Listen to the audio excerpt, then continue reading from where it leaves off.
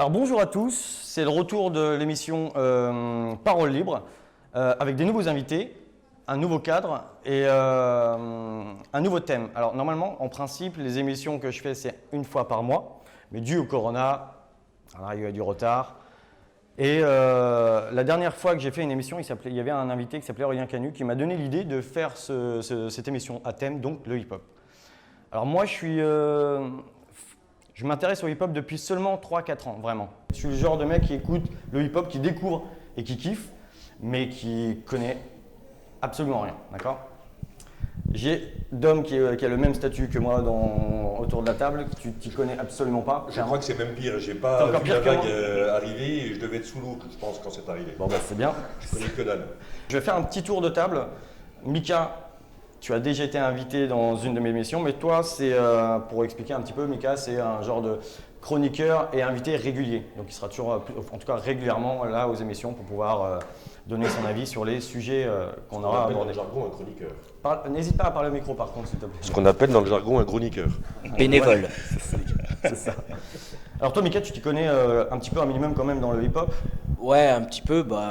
Oui, j'ai étudié un peu le truc, puis Ouais. j'en écoute depuis que je suis tout petit, donc oui, je connais un petit peu, quoi. Je vais faire la fiche technique un par un, tour de rôle. Alors Mickaël, tu as 28 ans, Ouais. tu es artiste, tu fais du rap. Ouais. Récemment, tu as sorti le 14 juillet un EP avec Manimal, en duo avec Manimal, c'est ça? Exact, ouais, c'est ça. Le 31 juillet, tu as sorti un son qui s'appelle Justice, en rapport avec, je te laisse expliquer. Avec les événements qui se sont passés récemment aux États-Unis, donc notamment George Floyd, Ouais. et puis tout ce qui se passe même en France, l'affaire Traoré, l'affaire Théo, tout ça. Et depuis que c'est arrivé, il y a de plus en plus de gens qui en parlent. Ouais. Et du coup, moi, comme c'est un thème qui est assez récurrent dans ma musique, là, j'ai voulu marquer le coup, faire un son sur ça exclusivement. Puis voilà quoi. Et on peut retrouver ce son sur toutes les Sur plateformes. YouTube, Spotify, Deezer, Apple Music, Amazon, Tidal, partout. Maxime Siak, C'est ça. donc toi aussi tu es artiste, tu fais du rap. Ouais. Alors, le 31 juillet, tu as sorti ton dernier son Jaunet. C'est ça, remix Remix. du morceau de Booba et Z. Voilà, c'est ça. Et tu as sorti un album, c'est ça, hein, c'est un album. EP. Ah, c'est un EP. Ouais, je 8 crois que c'était un album. Et ça s'appelle Simplement. Tu as sorti combien de Exactement. titres dessus? 8 8 titres. Et donc on peut aussi retrouver tout ça sur toutes les plateformes toutes de les plateformes. streaming et de téléchargement. D'accord. Donc le hip-hop, tu connais aussi un minimum? je Un petit suppose peu, ouais. Un petit peu. Un quand petit même. peu. Un petit peu. T'es modeste. petit C'est bien. On va revenir avec toi, Dom. Du coup, tu as 50 ans. Tu es, alors, tu es en train de créer un festival de musique. Ouais, je suis en train d'essayer de monter un festival de musique Pop dans la rock. région d'Irquoise. Ouais, c'est ça. Ouais, pop rock, électro et jeunesse. Est-ce que tu peux nous dire où est-ce qu'on pourra retrouver ou est-ce que tu as des dates à nous donner? Alors c'est un projet qui est encore à l'état embryonnaire. Ouais. J'ai quelques validations, notamment les différentes autorités et le lieu. Il faut que je trouve les fonds, mais les dates prévues sont le 6, 7, 8 août Ouais. 2021 au château de Varangeville-sur-Mer. Très Le bien. festival s'appellera Punchak. Trop bien. Et mon dernier invité, Gérard Bast. Tu as Salut. Tu as 47 ans, excuse-moi. Ouais, maintenant je dis que je suis né en 73. Comme ça je dis pas l'âge, à vous de faire le calcul. Ok, donc tu es né en 73, tu es chanteur, rappeur et animateur. C'est vrai. On est d'accord. Et ton actualité, alors j'ai essayé de m'informer hier soir un petit peu sur ton actu. J'ai vu ton dernier son que tu as sorti sur YouTube, c'est Sleep Life. Sleep Life. J'ai écouté le son, alors attention, j'ai écouté le son. J'ai reconnu tout de suite, évidemment, La le sample, référence la Street référence, Life, voilà, Street très Life. à Voilà, du film de Tarantino, Jackie Brown. Voilà. Voilà. En fait, c'est un single que j'ai sorti parce que j'avais déjà fait un projet qui s'appelait Dans mon slip, Ouais. volume 1, J'avais vu ça. il y a quelques années. Et là, je viens de sortir, il y a 2 mois, le volume 2, avec 17 nouveaux titres inédits. 17 Ouais. Alors l'album est déjà sorti donc. L'album est sorti dans mon slip volume 2 et il existe même en physique avec le volume 1 et le volume 2. D'accord. Voilà, Bon, le cadeau. tout dans un décor On peut le retrouver panthère partout. avec mon slip, donc c'est mon vrai slip, c'est moi en slip, dans tous les Leclerc, les Cultura, etc. c'est trop Donc bien. voilà, c'est un life achievement comme on dit. Mon slip est dans toutes les boutiques et sur toutes les plateformes. cool. Voilà, donc voilà, et puis je prépare le nouvel album des Winkles, qui est mon groupe Oui. de base. Ouais, Voilà. c'est ça. Ça arrive pour la fin de l'année. On va commencer donc le thème du hip-hop avec quelques questions. La première, c'est qu'est-ce que vous y connaissez au hip-hop? C'est quoi le hip-hop pour vous, le hip-hop? C'est quoi? C'est un son? C'est un mouvement? Qu'est-ce que ça vous dit? Ça vous parle? On va commencer par Mika. Non, tu avais. Ok, bah Gérard. Si tu veux, bah, Allez, écoute, moi, c'est des trucs que j'ai découvert quand j'avais une quinzaine d'années, donc il y a plus de 30 ans. Voilà, il y avait eu la vague du breakdance en France, c'était en 84. Moi, je suis tombé dedans à la fin des années 80, en particulier via des groupes qui me parlaient. Beastie Boys, enfin il y avait le label Def Jam à l'époque qui était un peu rap rock, ça me parlait beaucoup. Beastie Boys, Run DMC, LL Cool J, Public Enemy. Et surtout, moi, ce qui m'a vraiment plu, c'était le graffiti. Donc moi, j'ai fait du graffiti pendant super longtemps, j'étais tagger et tout ça. Et j'aimais autant le rap que le graffiti. Et c'est vrai qu'on voyait ça, on appelait ça le mouvement à l'époque, hein, plus que le hip-hop, même c'était le move. Et il y avait ce côté très underground, c'est-à-dire qu'à Paris, en région parisienne, il y a un moment, moi quand je suis tombé dedans, on était peut-être 2 ou 3 000 à être là-dedans. C'est-à-dire sur les concerts, par exemple, il y avait tout le temps les mêmes gueules, c'était assez marrant. Puis évidemment, on a suivi ça devenir une culture planétaire et aujourd'hui quasiment dominante en termes de médias, d'influence, la musique urbaine. Tu vois, aujourd'hui, c'est Kanye West qui se présente pour les présidentielles. Hein. Je vais voir ta page Wikipédia. Alors, mon fils dit Wikipédia pour moi. Eh ben, Tu vas voir sur Wikipédia si tu veux pouvoir la truc Et de j'ai mon lu père. que tu as découvert le hip-hop en Espagne en t'arrêtant devant un graphe, justement. Ouais, un peu, c'est vrai qu'il y a une année où je voyais ce graffiti, j'étais en vacances en Espagne, et j'allais tous les jours le voir, on était fascinés, parce qu'à l'époque, il n'y avait pas Internet. Donc en fait, pour voir des choses, il fallait se déplacer, les Fallait se écouter. bouger le cul, quoi. Il fallait un peu se bouger, quoi. Alors il n'y avait pas grand-chose, mais il fallait un peu le mériter, quoi. Et j'ai adoré, en fait, ce côté initiation. Mais je crois qu'aujourd'hui, l'initiation, elle se fait différemment. Tu me diras, toi, Mika, comment tu y es venu, ou toi, Siak, c'est que tu le découvres d'une manière différente, mais avec toujours... C'est pas un mouvement dans lequel tu mets le pied comme ça. Quand tu rentres dedans, tu rentres dans le bain pour moi. C'est un truc où tu t'investis, où tu plonges, quoi. C'est une culture qui est globale, qui est prenante. Et que tous les jeunes, aujourd'hui, je vois des jeunes, ils ont 10 ans, 12 ans, ils rappent et tout. Ils sont autant motivés que nous, on l'était. Ils le sont juste d'une manière différente, avec des outils différents, quoi.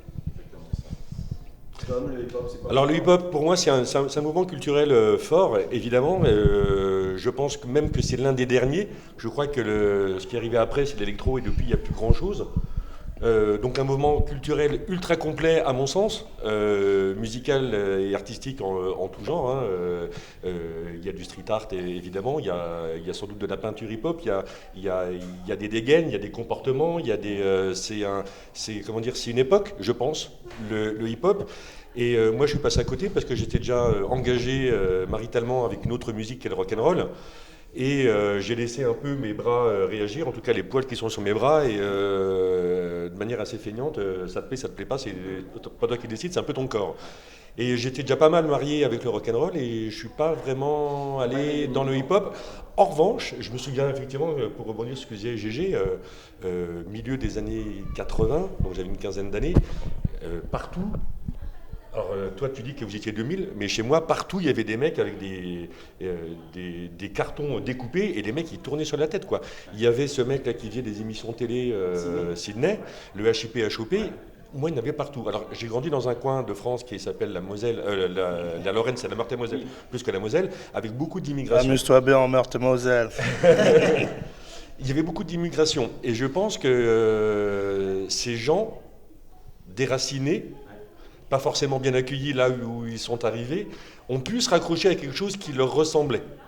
Donc je sais que tous les gamins de mon âge, tout le monde était branché à fond, enfin ça se meurfait, je sais pas si ça se dit. Ouais, ça se meurfait. Ouais, ça se meurfait de dingue partout, quoi. On traversait les quartiers, les rues, machin, ça dansait, ça dansait. Alors voilà, moi j'ai essayé comme une brêle, mais j'étais meilleur au saut à la corde, je crois. Et voilà, j'ai laissé les gens profiter de leur hip-hop. Et je t'avoue que l'arrivée des machines, comme à tous les vieux rétrogrades qui pensent comme moi, on s'est tous dit mais c'est pas de la musique, ils font du son que des machines. Donc on a vraiment eu cet accueil, et ce qui est une grosse connerie en fait avec le recul, de se dire c'est pas des icônes les gars.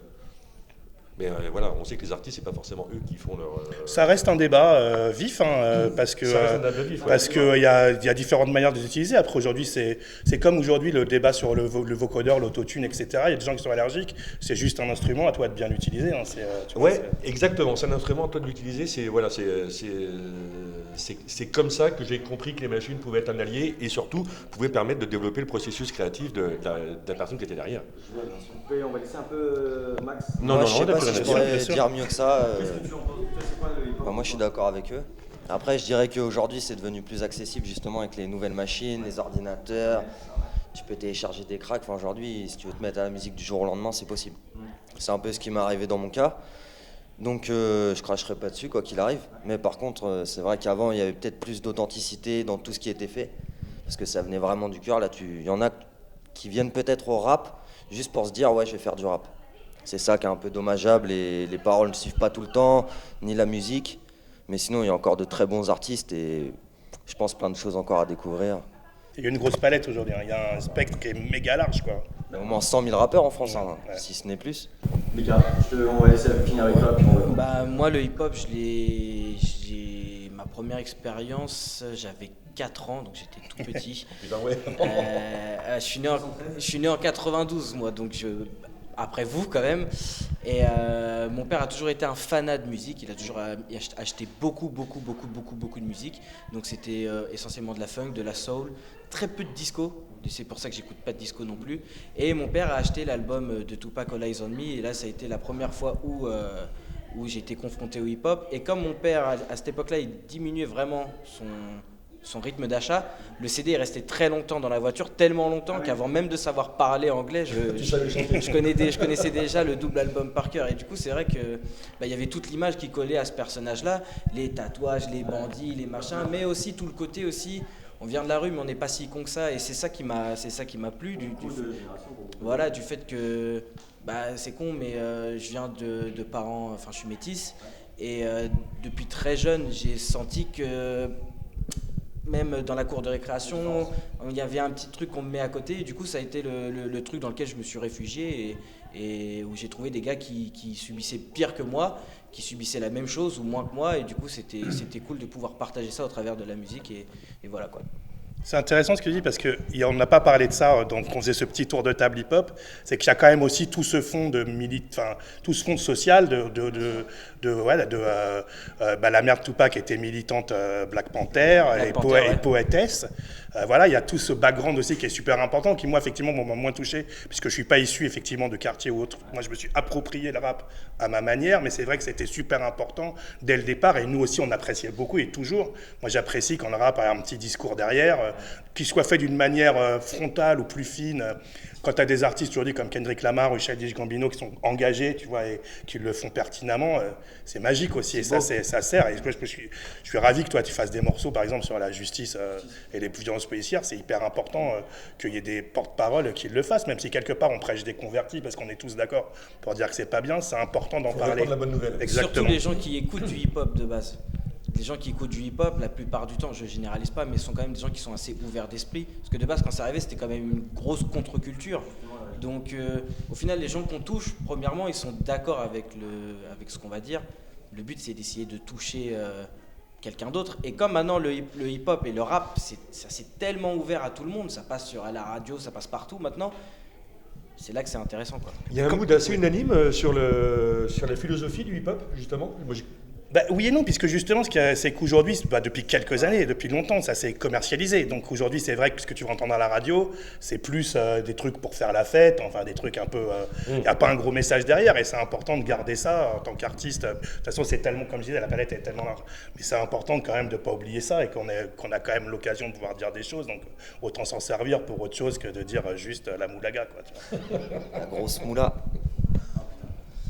Bon les gars, on va faire une petite pause et on va reprendre la partie juste après le son que tu m'as choisi, que je kiffe de ouf. C'est Run DMC et Aerosmith, Walk This Way.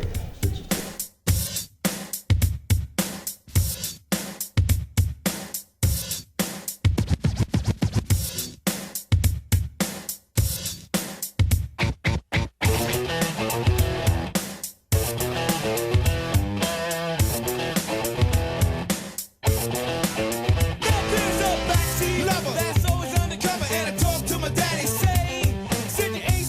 Till you're down on a muffin and it's sure to be a changing way.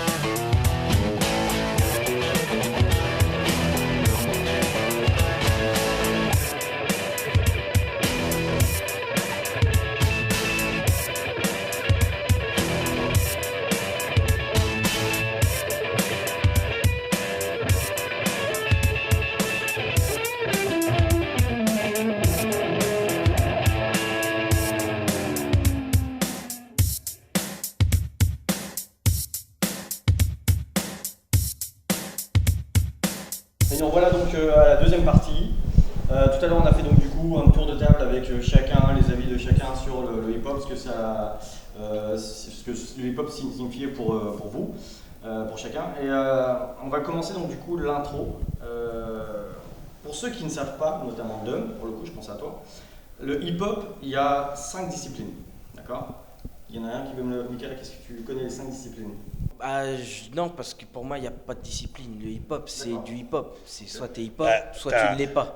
Le rap, le graffiti, le DJ, le beatbox. Ah ok, non, j'ai pas compris C'est la ça les question. disciplines. Non, je suis con. C'est ce qu'on appelle les 4 disciplines. Alors les 5 après, il y en a qui vont même jusqu'à 7. Tu vois, le média, la mode. Le graffiti, le beatbox, le breakdance, le rap ou MCing et le DJ. Et alors c'est DJing. lequel que j'ai raté? Ah oui, t'as- T'en as raté un, je sais plus lequel. le break. Le rap, Ah, il a dit breakdance. le beatboxing. Ah, le beatbox, oui, le beatbox. Mais si, t'as dit Oui, beatbox. bonjour, nous, bref, ouais. Bon, t'en as dit 5 en fait. Ouais. Après, le beatbox va avec le rap. Donc, Quelque part, ouais. Ouais, mais à l'époque, tu sais, quand on a commencé justement au début du mouvement, il fallait quelque part toucher à tout. Alors aux États-Unis, c'était très différent parce que les premiers, avant même le hip-hop, il y avait déjà ce terrain rock qui existait dans le graffiti, etc. Le graffiti a commencé à la fin des années 60, alors que le rap est venu à la fin des années 70. Donc il y avait déjà, mais même en France, hein, il y a eu les Black Panthers et tout, c'était à l'époque des rockers et tout, les Teddy Boys et tout ça, quoi. Mais c'est vrai qu'après, il y a eu ce truc où il fallait quelque part, nous, à Paris, il fallait on touchait un peu aux quatre toujours, quoi. C'est-à-dire, il y avait tout le temps un moment où tout le monde avait un tag, tout le monde taguait. Et après, tu étais spécialisé dans un truc ou un autre, mais tout le monde C'était la avait... signature de ton blast d'ailleurs, non? Ouais. Je taguais Bastard, moi. C'est devenu Bast après. Ah oui. Dirty Bastard a regretté, parce que notre pote Max porte un t-shirt de All DB, qui est une de mes idoles. Et voilà, à l'époque, il fallait vraiment toucher à tout, quoi. Bah, surtout à l'époque, tu vas me reprendre si je me trompe, mais en fait, par rapport à ce que tu disais, avant c'était fin des années 60, c'était graffiti, puis ensuite le break, etc. Mais en fait, les 5 disciplines existaient déjà plus ou moins, et le mouvement hip-hop, ils ont rassemblé les 5 disciplines, et c'est comme ça que c'est devenu donc le hip-hop. C'est Ouais. un résumé. Grosso merdo, et c'est allé, en fait, c'est des années où tout allait très très vite, c'est-à-dire qu'entre 82, enfin entre le début des années 80 et la fin des années 80, le mouvement, au début il n'y avait rien, et à la fin il y avait déjà le gangsta rap, le rap, il y avait déjà plein de branches, etc. Et c'est pour ça que j'ai dit non, il n'y a pas de. Pour moi, c'est soit t'es hip-hop, soit tu ne l'es pas. Et j'avais pas compris la question, autant pour moi. Il y a un précurseur identifié, Oui. musical. C'est. De quoi par rapport au hip-hop? Ouais. Il n'y en a pas un qui a vraiment le premier, quoi. Bambata. Bambata, enfin alors on le situe, alors on va pas jouer les historiens, mais si vous avez Netflix, il y a des documentaires qui s'appellent History of Hip Hop qui sont incroyablement bien faits. Et alors le pionnier des pionniers s'appelait DJ Kool Herc, il existe toujours, et c'est le premier en gros qui commençait à mélanger un peu les disques. À côté de lui, Bambata faisait un peu la même chose, avec lui en mettant encore plus d'électro et de choses comme ça, et Grandmaster Flash qui lui a inventé un peu le mix, le scratch et tout ça, quoi. Voilà, enfin, allez voir le docu parce que c'est passionnant avec plein d'images d'archives et tu peux situer carrément à une soirée à tel endroit du Bronx, vraiment où c'est vraiment né, ça vient vraiment du Bronx et dans 77. Voilà, ça. Et attends, je voulais juste rebondir sur ce que, comme on parle de ça. Ouais, merci.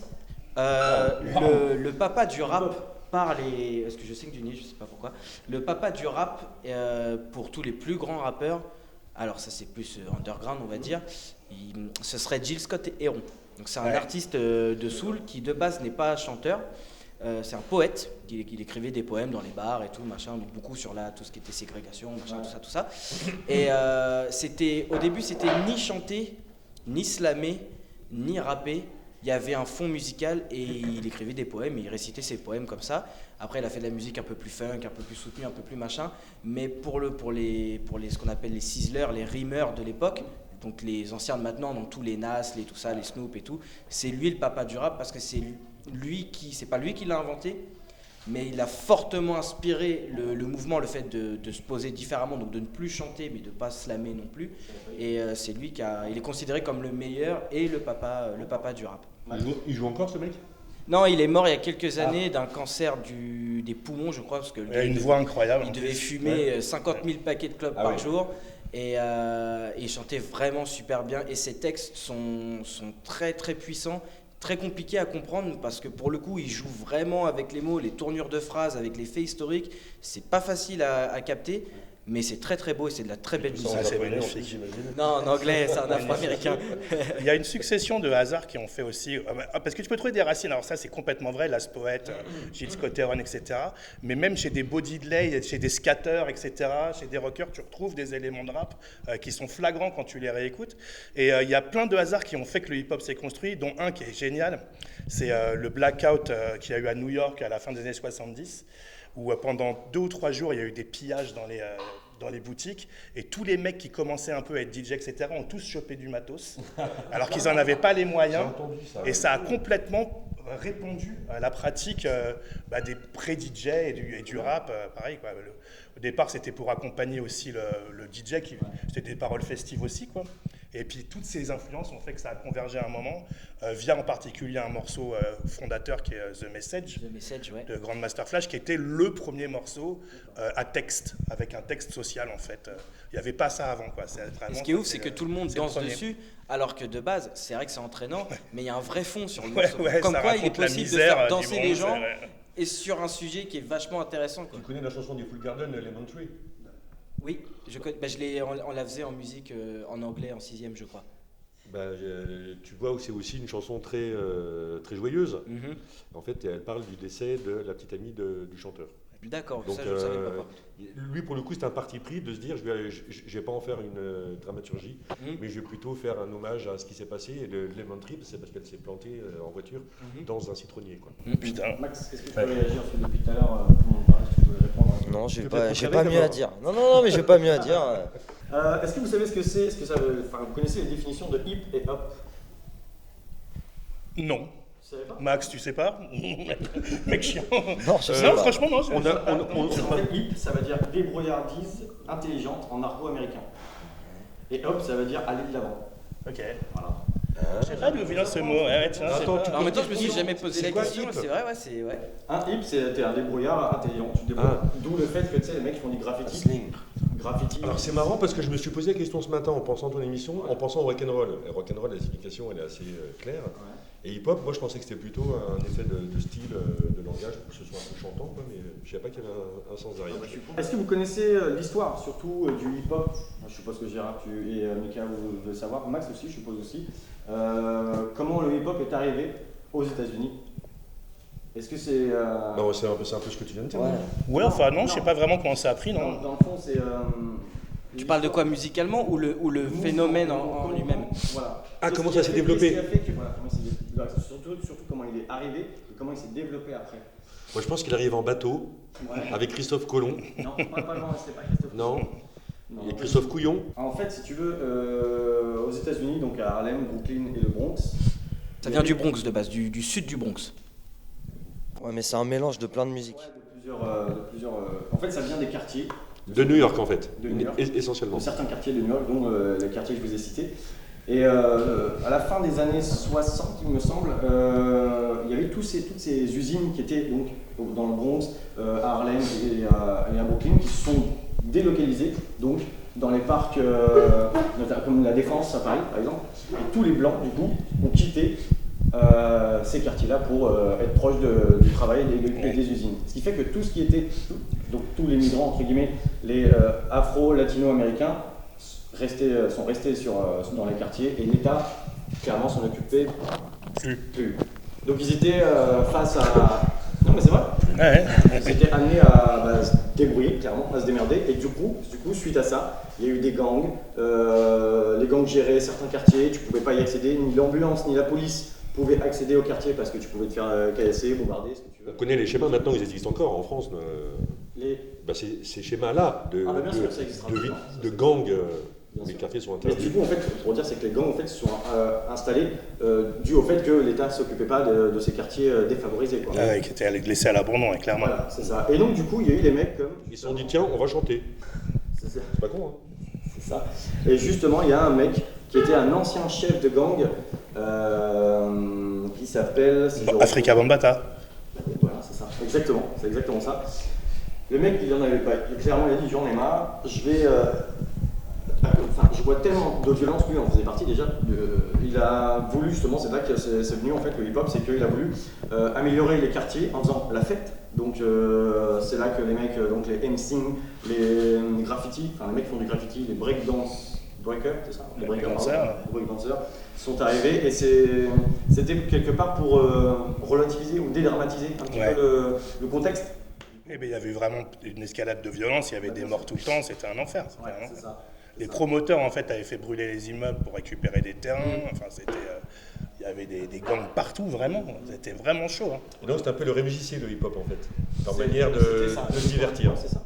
Et justement, lui, il a voulu amener justement, donc comme tu disais, dédramatiser et en même temps essayer de faire sortir les jeunes des vices, parce que évidemment. Dans ces quartiers-là, tu commences à dealer à 12 ans, tu commences à tuer même à 12 ou 13 ans. Enfin, c'est vraiment la misère, clairement. Et donc, du coup, lui, il voulait justement, à la fois pour sa génération à lui et les jeunes générations, de les faire sortir de ces vices. Quoi. Donc, du coup, de tuer, de voler, de braquer. C'est vraiment ce que tu dis, parce que moi, j'associe toujours, moins maintenant, mais plus jeune, une certaine violence dans l'imagerie que les rappeurs, que les groupes de hip-hop pouvaient générer. C'est toujours le cas. Hein. Il y a cette ambiguïté d'une musique qui est faite à la base pour rassembler, mais qui traîne de toute façon son lot de misère, dû aussi au milieu social dans lequel elle se crée, qui est que de toute façon les quartiers sont pas bien gérés par les États en règle générale. Il y a plein de problèmes et ça sera toujours le cas. Du coup, cette violence, elle vient de là. Elle vient du fait que nous, à mon époque, au tout début du rap, au tout début du mouvement en France, il y avait la dépouille, il y avait des bandes, on se faisait braquer parce que moi, j'avais un blouson qu'un gamin de quartier pouvait pas s'acheter, donc lui, il me le prenait, point, fin de l'histoire. C'était aussi simple que ça. Et après, évidemment, la culture des gangs, en plus, aux États-Unis, elle est différente parce qu'elle est inscrite dans leur patrimoine, parce que ça vient de West Side Story, enfin, ça vient depuis toujours. Hein. Tu as vu Gangs of New York de Martin Scorsese, enfin, ils ont cette culture des bandes. Donc après, oui, ce qu'a fait Bambaataa, c'est qu'il a dit qu'il faut arrêter. Mais ça a pris longtemps, parce qu'après, ça a été relancé, les mouvements pacifistes dans le rap tout au long, parce que ça reste un truc qui est lié à la violence. Et là, quand Bambaataa a réagi, c'est vraiment parce que c'était le point de non-retour. Tu pouvais plus foutre un pied dehors, mais même à LA, c'était un peu pareil. Les gamins qui se faisaient tuer dans les années 90, les drive-by, les machins, c'est un enfer. Donc régulièrement, il y a des pacificateurs qui arrivent là-dedans, mais c'est vrai que c'est ce qui a lancé le mouvement Zulu et rap. Zulu Nation, c'est ça. Alors, qui connaît un peu le mouvement Zulu Nation? Vous connaissez un peu, les gars? Très peu. Est-ce que c'est lié aux Zoulous d'Afrique du Sud? Rien à voir? Le nom, c'est les Zoulous. Je me suis posé la question, mais je pense pas, ça n'a rien à voir. Je pense pas. Moi, très rapidement, par les textes de A Tribe Called Quest, qu'ils en parlent souvent, Q-Tip, tout ça, mais pas en profondeur. Pas plus que ça au final. C'était quand même une façon de revendiquer un peu les racines africaines c'est normal aussi parce que de leur communauté. Quoi. Je comprends totalement, parce que c'est des mecs qui sont face à la nature, sans outils pour pouvoir vivre, et c'est que des étrangers qui sont rassemblés. Donc il y avait ce côté de... on ramène notre culture africaine, donc d'où le nom de Zulu, je pense, Nation, pour pouvoir leur dire, les mecs, on est des migrants, mais on n'est pas des moins que rien, quoi. Et donc à cette époque-là, il y avait principalement la soul et la funk. Et c'est là que tu me disais... Disco sinon? Disco... Non, pas trop. Ouais, mais ils sont... Je sais pas trop, le disco, je crois pas qu'ils ont mélangé... Alors ils ont mélangé en fait le disco, plusieurs styles. Mika, tu vas peut-être mieux... Par rapport au hip-hop? Ouais, par rapport au hip-hop. Non, ce qui a été le disco, pas plus que ça, c'est surtout la soul et la funk qui ont été repris. Le disco était déjà trop frais, et puis c'est surtout que c'est pas terrible, quoi. Donc les mecs ont pas... Il faudrait lui mettre un mouton dans le je pif. sais que du nez. Heureusement que t'as le micro rouge, je me disais si t'as le Ouais, micro mais rouge, sinon, est-ce que ça coulerait jaune? Mais ouais, sinon, non, les gars, ils ont repris essentiellement de la soul et de la funk, et pour la simple et bonne raison, comme il l'a dit tout à l'heure, ils ont pillé les magasins et tout machin. Donc ça, je crois que je l'avais déjà entendu, mais je le savais pas plus que ça. Ce qu'il faut savoir, c'est que pourquoi, et je rebondis à ce que tu disais en début d'émission, quand tu disais oui, Fais gaffe, tu vas t'en foutre partout. ouais, on dit que c'était de la musique de machine et tout, c'était plus facile. Il y a une vraie raison à ça, parce que les mecs dans les quartiers, ils n'avaient pas spécialement De matos pour ils n'avaient jouer. pas spécialement de matos, ils n'avaient pas non plus les moyens prendre des cours, d'aller ouais. à l'école de musique. Et donc du coup, grâce aux nouvelles machines qui sont arrivées, qui étaient déjà là depuis bien longtemps, parce que ce qu'il faut savoir, c'est que les boîtes à rythme sont arrivées déjà au tout début à la fin de la funk, et c'est ce qui a justement donné en partie le disco, parce que ça coûtait moins cher, c'était plus facile à faire. Donc les sessions d'enregistrement duraient beaucoup moins longtemps, vu qu'on pouvait faire des boucles des musiciens qui s'enregistraient. Et au final, les mecs dans la rue, ils ont pris ça, et ils ont pris des morceaux que leurs parents écoutaient, que leurs grands-parents écoutaient sur des vieux disques, ils les ont fait tourner en boucle. Ils ont trouvé une autre manière de faire de la musique. Une autre manière de faire de la musique, et après, c'est au-delà de devenir un système D, c'est devenu un art à part entière. Il y a des mecs qui font du sample à l'heure d'aujourd'hui. Moi, quand je les vois faire, pour moi, c'est tout autant de l'art qu'un mec avec une basse ou une guitare. Bien sûr. Donc, mais c'est vrai qu'on a ça a commencé à disparaître, mais dans les pensées communes, la musique, c'est le solfège et la pratique de oui, puis l'instrument. c'est 5 gars, quoi. Vous, C'est un bassiste, un batteur, un guitariste, vous, etc. par exemple, parce que vous êtes 3 artistes là autour de la table, chanteurs notamment et compositeurs, vous lisez, vous lisez la musique, vous savez jouer d'un instrument, vous avez pris des cours de chant, Rien du tout. Vous savez nommer une note quand elle arrive, ou c'est plutôt au feeling à l'instant? Alors moi non, mais pour ma part, du coup, j'ai fait une formation il y a un peu plus d'1 an de technicien du son Oui. pour pouvoir mieux comprendre la musique justement. Donc ça fait que pendant 1 an, j'étais dans un putain de studio d'enregistrement à Rouen, Accès Digital, et il nous a tout appris. Que ce soit de l'équalisateur Sur la technique. jusqu'aux derniers effets, voilà, comment régler rien qu'un Pro Tools, mettre bien les pistes, c'est plein de choses qui font que ça permet, rien que ça permet d'évoluer sans comprendre plus que ça la musique. Si tu me fais un mi, je me rendrais pas compte que c'est un mi par exemple. Ouais, mais je crois qu'on n'a pas besoin de savoir que le mi existe pour faire de la musique. Il y a d'autres manières de faire. Le hip-hop l'a montré. Toi, par exemple, Moi, je joue du piano. Alors, je suis pas musicien. Tu joues du piano debout ou tu joues du piano La plupart du temps assis, debout Ok. c'est trop dur. Et non, j'ai jamais pris de cours de musique à part de la flûte au collège, et j'étais très mauvais d'ailleurs. Si on peut appeler ça des cours. Non, j'ai jamais pris de cours de musique, j'ai été à tâtons. Voilà, j'ai essayé de refaire ce que les autres faisaient. Quand j'ai réussi, j'ai commencé à comprendre un peu comment ça marchait. Puis après, j'ai fait. Mais tu as eu besoin de prendre un instrument en main, contrairement à toi. Toi, c'est peut-être peu l'imagine. Et toi, Gérard Non, moi j'ai jamais été musicien comme ça, mais après par l'expérience, la force des choses. Mais c'est vrai qu'on travaille nous en studio, on travaille plus sur le son, le traitement du son, les pistes. Exactement, ouais. Bon, après il y a des choses que tu fais instinctivement, hein, sans chanter juste. Tu entends bien quand tu chantes faux ou juste. Enfin, des fois les chants qui chantent faux, ça ne rendent pas compte. Mais voilà, on a appris sur le terrain à faire de la musique avec les outils qu'on a.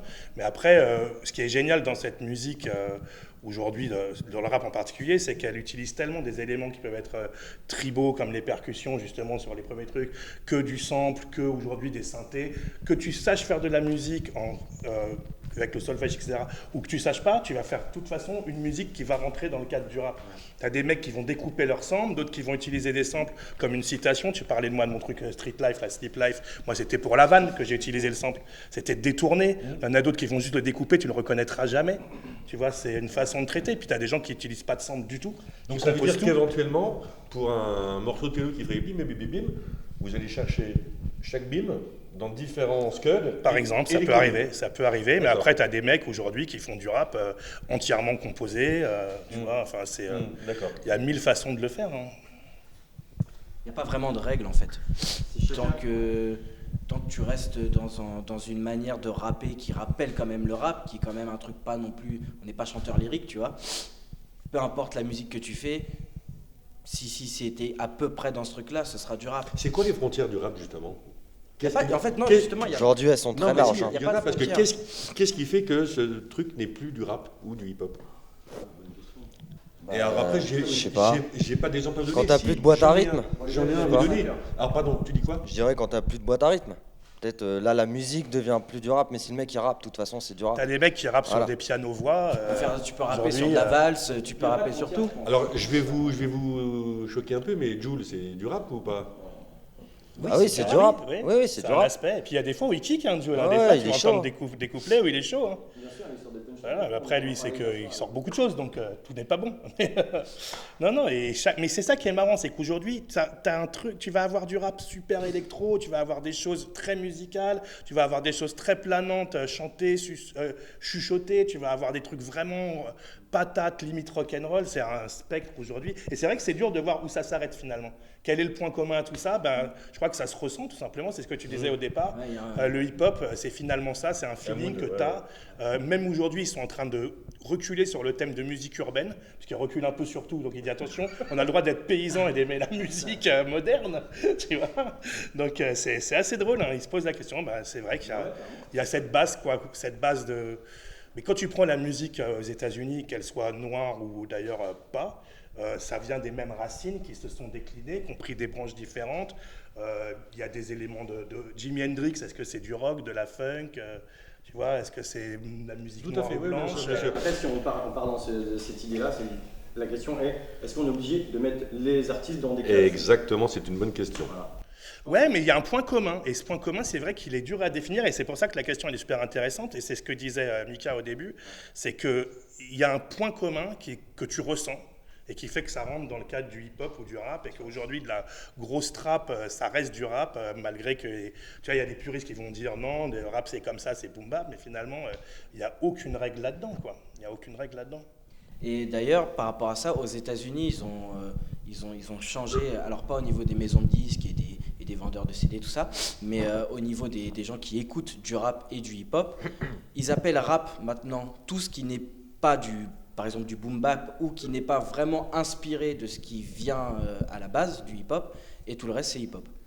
C'est-à-dire que quand, par exemple, Joey Badass, qui est un petit nouveau que tu connais, sort un album, il le classifie dans le hip-hop, pas dans le rap. Si Future sort un album, ils le mettront dans le rap. Ils ont fait la distinction. Et ce qui est quand même bizarre, parce qu'au final, c'est eux justement qui ont... ça vient des États-Unis, tout ça. C'est eux qui ont fait en sorte aussi que le rap n'ait pas de limite. Et alors d'aujourd'hui, c'est eux qui imposent un peu cette limite de dire ça c'est du rap, ça c'est du hip-hop. Donc c'est assez contradictoire, ça bouge, ça évolue, ça change. Et puis peut-être que dans une semaine, tout sera du hip-hop, on ne sait pas. Mais à l'heure d'aujourd'hui, quand tu vas sur les forums, en tout cas, les gens, c'est comme ça qu'ils disent. Ils disent ça c'est du hip-hop, ça c'est du rap. Moi, je pense que ce que tu dis, ça peut être vrai, mais pour moi, vu que le rap, ça fait partie du hip-hop, dès que tu rappes, tu fais partie du hip-hop toi-même. Et là, il n'y a plus de frontières. C'est toi qui choisis quand tu mets ton son sur les plateformes, si tu veux qu'il y ait marqué rap ou hip-hop. Pour moi, c'est toi. Après, je vois ce que tu veux dire. Ouais. C'est au niveau de la musique, que ce soit un peu plus puriste, plus boom bap à l'ancienne. Genre Kendrick Lamar ou Joey Badass, comme tu viens de dire. Ouais, mais alors, pour moi, ça fait partie du hip-hop quand même. Ouais, mais alors, la frontière, elle est finalement assez large. Et puis, qu'est-ce qui fait qu'aujourd'hui, un mec comme Gims reste un artiste urbain, même quand il fait du flamenco ou, tu vois ce que je veux dire? C'est que malgré tout, c'est peut-être dû à son look.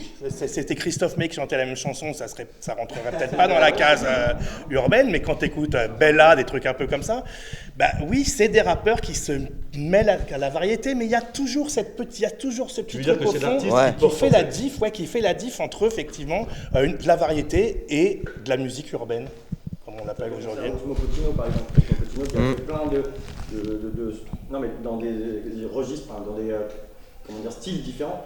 Il a fait avec Ibrahim Malouf, il a fait avec Lunatic, il a fait plein de collaborations différentes, de styles différents. Ouais, mais avec toujours par contre lui un fond de kickage, de technique rap, de poésie rappée. Il fait du jazz.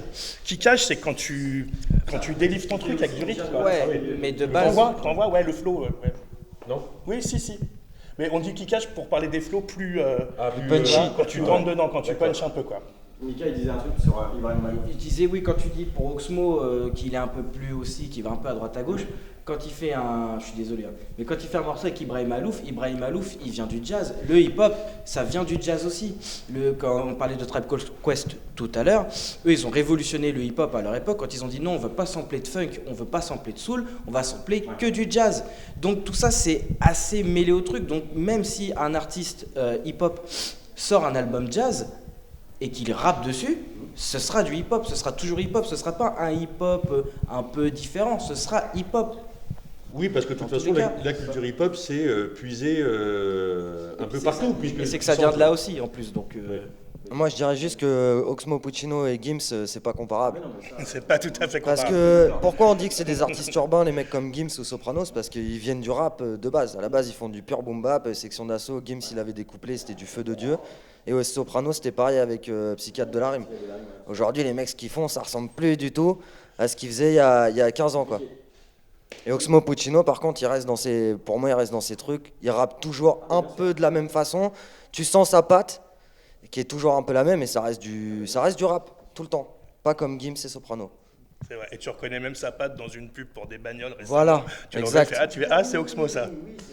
Fais un petit slam. Ouais, ça me fait faire la réflexion. Bon les gars, on va faire une petite pause. Avant, je peux échanger banane contre. Ah bah non. Tu préfères le micro vert? Bah attends, il avait le jaune pour son titre jauné en plus. T'aurais dû prendre le jaune. On se fait une pause les gars. Avec Ouais. plaisir. On écoute, c'est la récré, on va écouter le son que Mika tu as choisi. C'est Tupac, le son c'est quoi? Allah, if you hear me. C'est parti. Allah, if you hear me. Here we go, turn it up, let's start. From block to block, we're snatching hearts and jacking marks. And the punk police can't fake me and make me. We can have peace someday, G. But right now I got my mind set up. Looking down the dead up. Cause it's time to make the payback back to my brothers on the block. Better stay black and accept no substitutes. I bring truth to the youth, tear the roof of the whole school. Oh no, I won't turn the other cheek. In case you can't see us while we burn the other week. Now we got them in the smash. How long will it last till the pro get more cash? Until then, raise up to my young black males. Like some S, don't stress, test. I'm giving, but be thankful that you're living blessed. Much love to my brothers in the pen. See you when I free you, if not when they shove me in. Once again, it's an all-out strap. Keep your hands in your now your boys watch your back. Cause in the alleys out in Cali, I'ma tell ya. Mess with the best and the best could help you. Scream if you feel me. See it clearly, you're too near me. Holla if you hear me.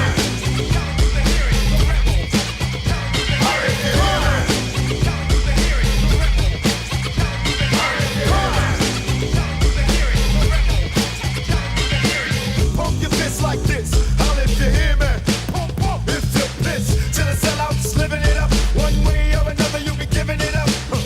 I guess cause I'm black born. I'm supposed to say peace, sing songs and get clocked on. But it's time for a new plan. Bam! I'll be swinging like a one-man clan. Here we go, turn it up, don't stop.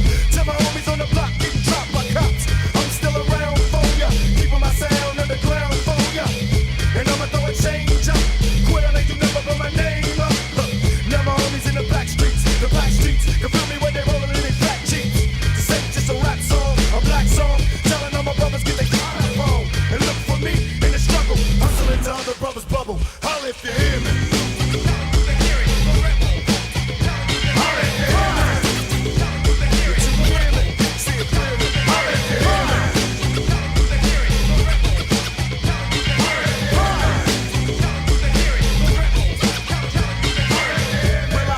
Will I quit?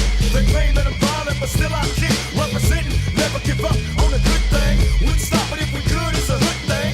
And now I'm like a major threat, cause I remind you of the things you were made to forget. Bring the noise to all my boys, know the real from the buses and the decoys. And if you hustle like a real G, pump your fists if you feel me, holla if you hear me. Learn to survive in the non-trade. I make crime pay, others make crime pay. Whatever it takes to live is there, cause nobody else will give a damn. So we live like cage beasts, wait for the day to let the rage free. Still beat till they kill me. I love it when they fear me. Holla if you hear me. Holla if you hear me. Holla if you hear me.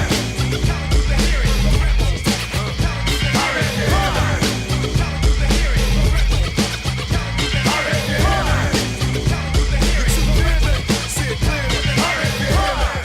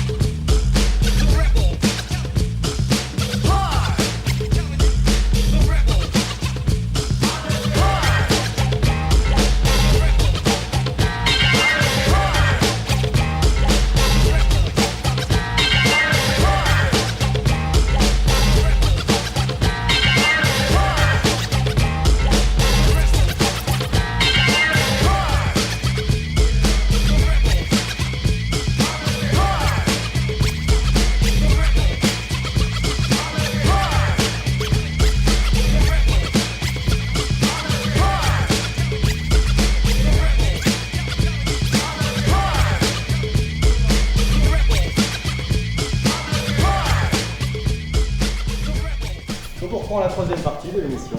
Alors tout à l'heure, on parlait de Zulu, on va revenir un petit peu en arrière. On parlait de Zulu Nation.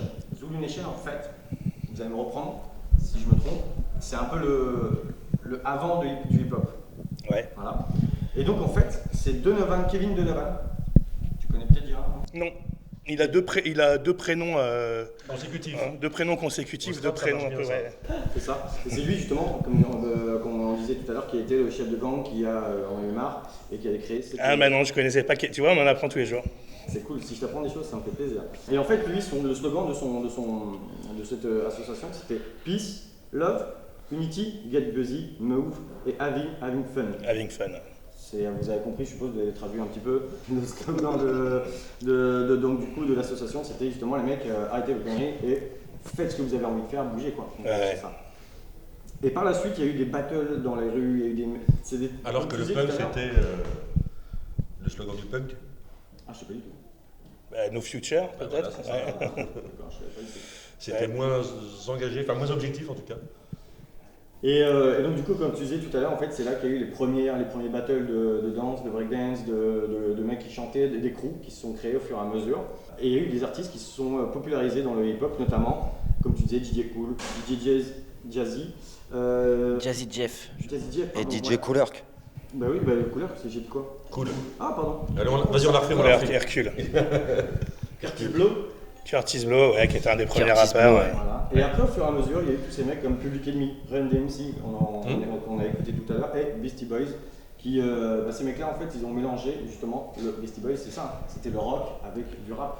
Ouais, il y avait en fait tout ça c'est lié à un producteur qui s'appelle Rick Rubin qui a fait plein de choses dans la musique, qui a produit des albums pour les Red Hot Chili Peppers, et qui produisait Run DMC, Beastie Boys, qui est à l'origine du label Def Jam, qui est la rencontre d'un des frères des mecs de Run DMC, Russell Simmons, et de ce mec-là qui a un gros barbu qui ressemble un peu à Dom et qui mettait des guitares un peu partout. Mais il y avait ce truc un peu commun et tu faisais le Pote de parallèle avec Jay-Z, le punk, d'ailleurs, aussi. c'est à la même époque et il y a quand même des points communs en particulier sur le do it yourself, c'est-à-dire de faire les choses un peu soi-même sans attendre, parce que de toute façon les labels ont mis longtemps à réagir, ça a été très vite récupéré aussi, donc pendant longtemps le rap c'est resté un truc underground et vivant par ses acteurs quoi. Et donc du coup, suite à ça, grâce à tous ces mecs-là, comme je disais, Beastie Boys, etc., eh ben, il y a eu tout un... C'est devenu l'âge d'or donc, du hip-hop, début 80 jusqu'à fin 90.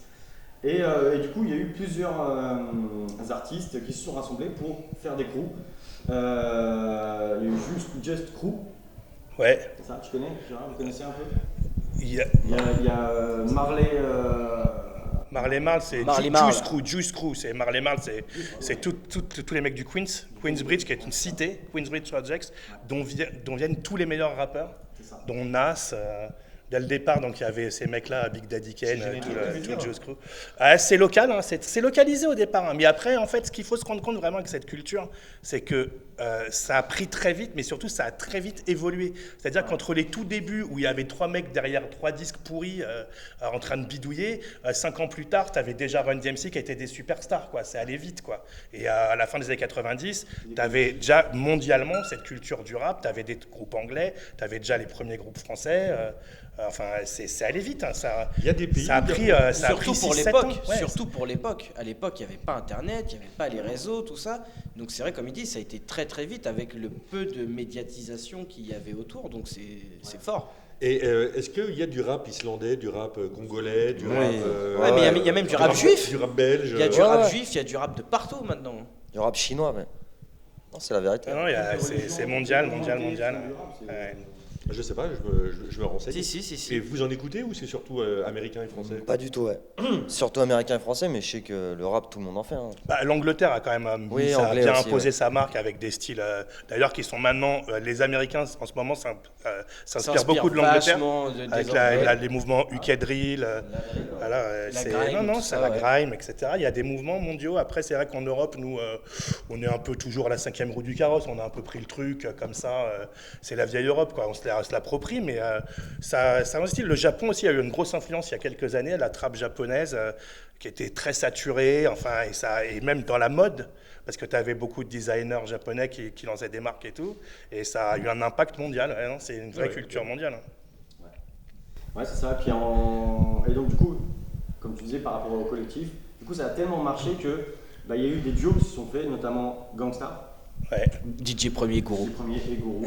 Il y a eu les NWA, bon là c'était pas vraiment des duos, mais c'était des mecs, pour revenir un peu comme les Queensbridge, des mecs qui venaient d'un quartier de Compton. Compton, ouais. Compton, cherchait, et qui se sont rassemblés et qui ont clairement. Il y a eu le Wu-Tang aussi. Il y a eu Le Wu-Tang, le Wu-Tang, que tu n'as pas cité. Si, j'allais le dire. C'est une Ah, équipe ok. amateur.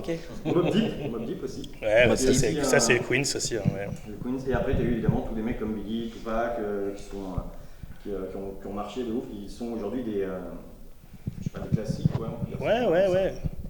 Bah, les États-Unis, Des après, légendes. il y a des pôles. Hein, tu as vraiment eu le début à New York. Après, tu as eu vraiment toute l'émergence de la Californie et de Los Angeles.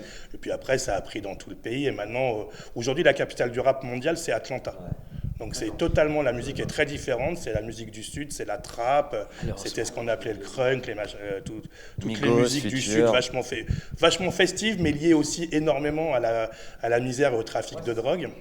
Ce qui aurait dû rester un petit phénomène de mode a pris beaucoup d'ampleur. Dommage. Après, c'est que mon avis. Hein. C'était une petite parenthèse, excuse-moi. Non, mais c'est intéressant aujourd'hui. Quand tu vois que tu as Beyoncé et Jay-Z à Saint-Tropez en couverture de Voici, il y a du chemin qui a été parcouru entre les premiers albums de Jay-Z, où lui, il était à Brooklyn, tu vois, à rapper avec sa pauvre BM, tu vois. Et il y a plein de mecs qui ont monté des empires en commençant à vendre des cassettes à l'arrière de leur bagnole et qui, 5 ans plus tard, étaient milliardaires. C'est ouf. Ça, après, c'est aux États-Unis, il y a un public qui est plus large, donc c'est vrai qu'ils ont pu faire des trucs, mais maintenant, aujourd'hui, c'est le monde entier a les yeux rivés sur les stars du hip-hop, quoi. Est-ce que vous savez comment le hip-hop est arrivé en France? Le hip-hop, donc américain. est arrivé en Pareil en France. bateau. non Par bateau, ouais, cette fois. Encore une fois, oui. Avion aussi. Non, en vrai, c'est arrivé en France surtout principalement grâce à la première tournée qu'il y a eu. Tu dois forcément connaître. Vous connaissez aussi certainement aussi. Le New York City Rap Tour en 1982. Ah ouais. C'est marrant, j'aurais dit la radio, moi, plus qu'un live. Il y a un ensemble de trucs. Hein. De toute façon, il y a eu cette émission de façon hip-hop qui a lancé la mode du break là, dans les cours de récré. Ça, c'est venu après. C'est 2 ans après. Ouais, c'est après. Ouais, 2 ans après, Sydney, on lui a proposé sur téléphone de faire sa chaîne HIP. Voilà. C'est trop loin à le dire, donc du coup, je vous laisse faire.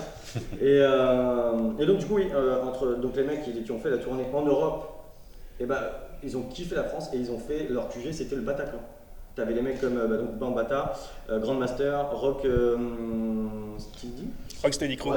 Attends, Future 2000. quand tu dis leur QG, c'est la seule salle qui les autorise Non, à jouer. c'était l'endroit où ils se produisaient beaucoup et puis c'est là qu'en fait il y a eu tous ces collectifs de hip-hop donc les mecs qui venaient danser, venaient chanter avec faire des battles de danse, de chant, de graffiti, etc. C'est là que vraiment c'était le rassemblement où... J'ai compris, mais c'est parce que les autres salles leur étaient interdites ou Non, ils ont eux décidé de...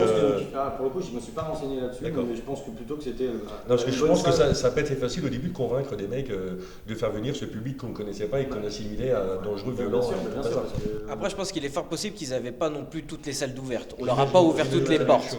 Aussi, ouais. Et donc du coup, suite à ça, comme je disais, 2 ans après, il y a eu la France qui a... Enfin, je dirais pas accepté, mais qui a kiffé clairement le hip-hop, le mouvement du hip-hop, dont Sydney qui a popularisé. Ouais, mais ça a été une mode comme la tectonique un peu. C'est-à-dire que ça a duré 1 an ou 2 et c'est retombé. Et les années qui ont été dures, c'est pile les 2-3 ans où ça s'est vraiment reconstruit, où les passionnés, justement, les pré-NTM et compagnie, Assassins, ont eux gardé la flamme de ça parce qu'ils avaient trop jusqu'à kiffé. New York en plus. Et qu'ils n'ont pas arrêté et qu'on fait des allers-retours. À Marseille, tu avais des IAM qui faisaient la même chose. Et voilà, et après, tu as eu d'autres choses qui ont continué à développer. Mais la radio aussi, c'est vrai qu'il y avait des premières émissions un peu confidentielles. On le cite souvent, c'est drôle parce qu'un des premiers mecs à passer du rap et à rapper en France, c'était Phil Barnet. Mais non. Tu vois, avoir un seul enfant de toi. Et était sur Radio 7, je crois, ou je sais plus quoi. Ils avaient les premières émissions de rap. Mais bon, c'est pareil, c'était des épiphénomènes, quoi.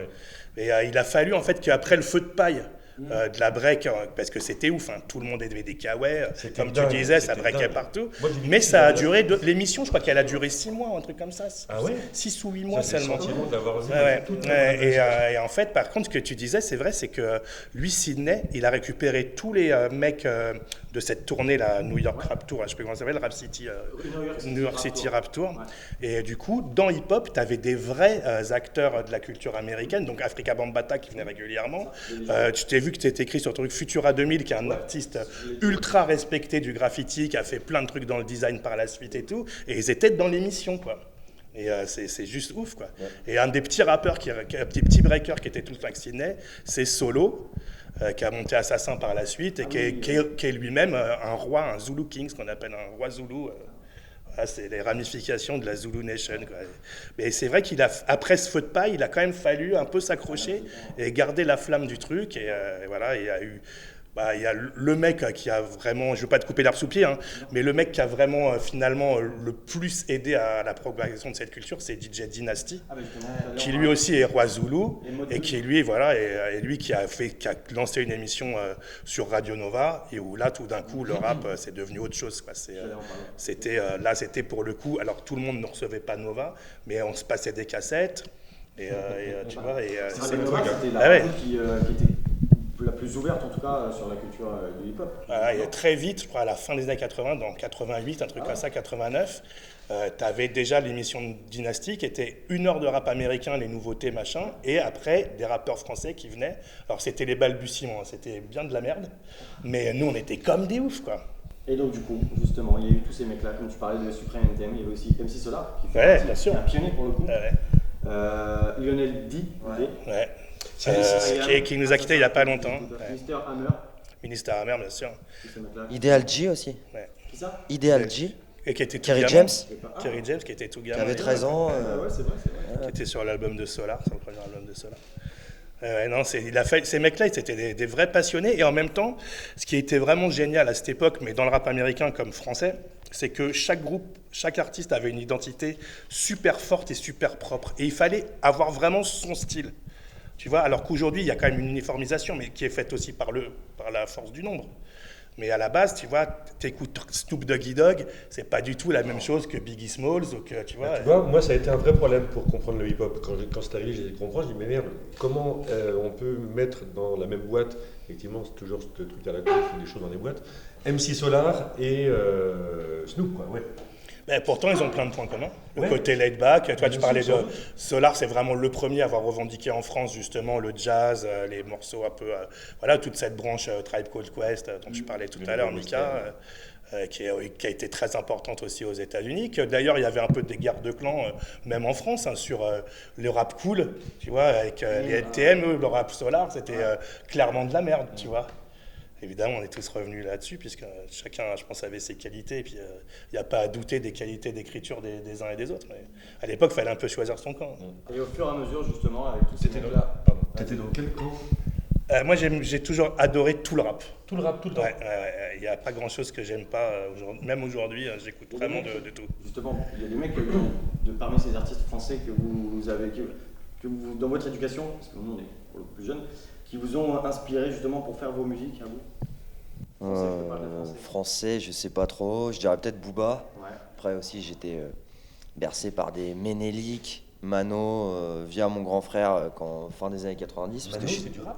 Mano, c'est du rap. Ah ouais. C'est Ah, du rap rappé, celtique. hein. C'est rappé. Mais les mecs, ils rappent. D'accord. Écoute la tribu de Dana, le gars, il fait que Ouais. kicker tout le long du morceau. C'est vrai. Et voilà, après, comme je disais tout à l'heure en off, je viens plus du reggae. Donc j'ai écouté beaucoup plus de reggae avant d'écouter du rap.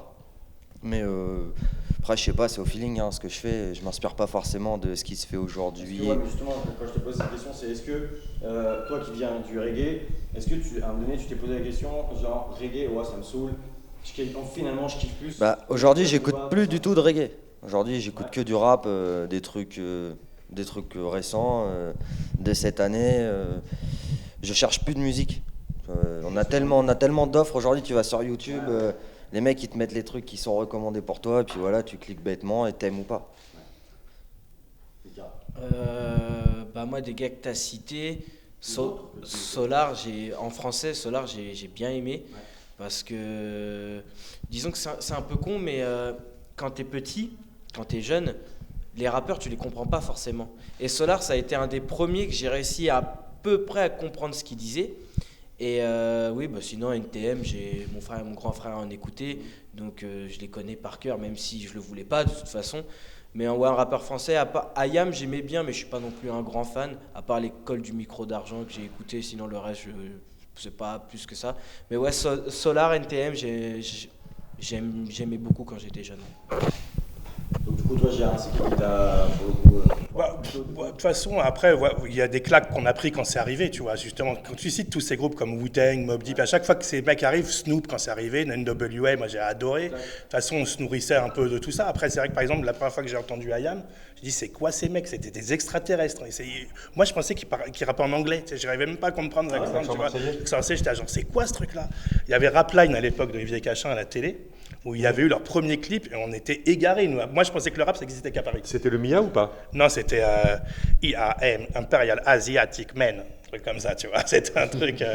Et on était hallucinés. Mais moi, c'est vrai qu'après, ce qui m'a vraiment le plus influencé, c'est Beastie Boys. Ouais. Vraiment, je me le suis pris, j'ai fait, ouais, je veux être eux, quand je serai grand, je veux être eux. Et puis, par la suite, il y a eu tout ce rap un peu, on va pas dire rap de blanc, mais un peu le côté Cypress Hill, tous les rappeurs que les rockers, ils aiment bien, tu vois. Cypress Hill, House of Pain, moi j'ai vu des mecs habillés en Irish, tu vois, à Saint-Patrick en train de boire des bières dans un bar, et on s'entend Jump Around, j'ai dit, bah voilà, ça, nous on fait la même chose. Hein.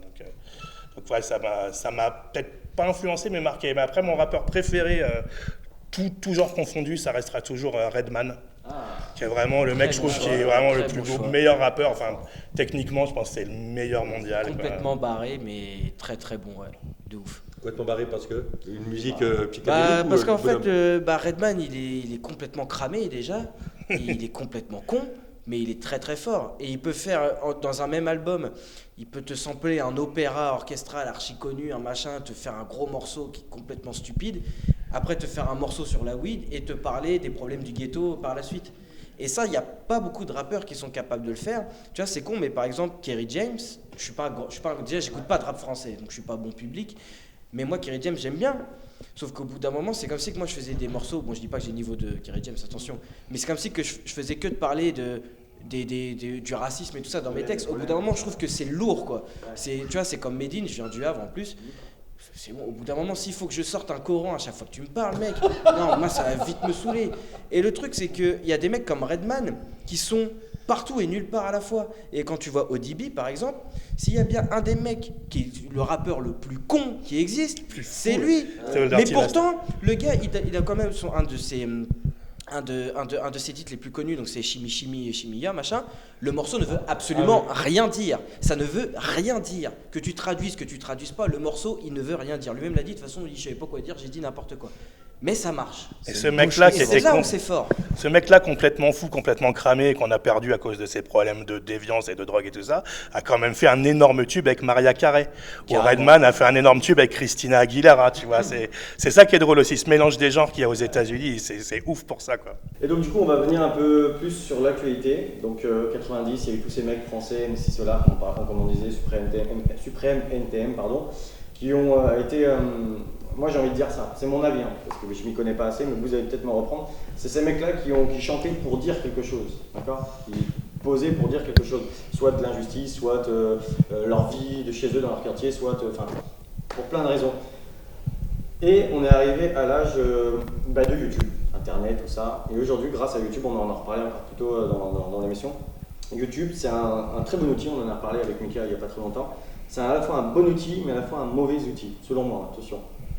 Parce qu'aujourd'hui, je trouve que d'un côté, c'est bien parce que YouTube permet à plein d'artistes auxquels dans les années 90, il y a plein de mecs qui auraient pu se produire. Ça se trouve, on a manqué d'artistes parce qu'ils ne pouvaient pas, ils n'avaient pas l'argent, ils ne pouvaient pas sortir d'album. Et pourtant, ces mecs-là, ils auraient pu être des légendes, bien plus que Supreme TM.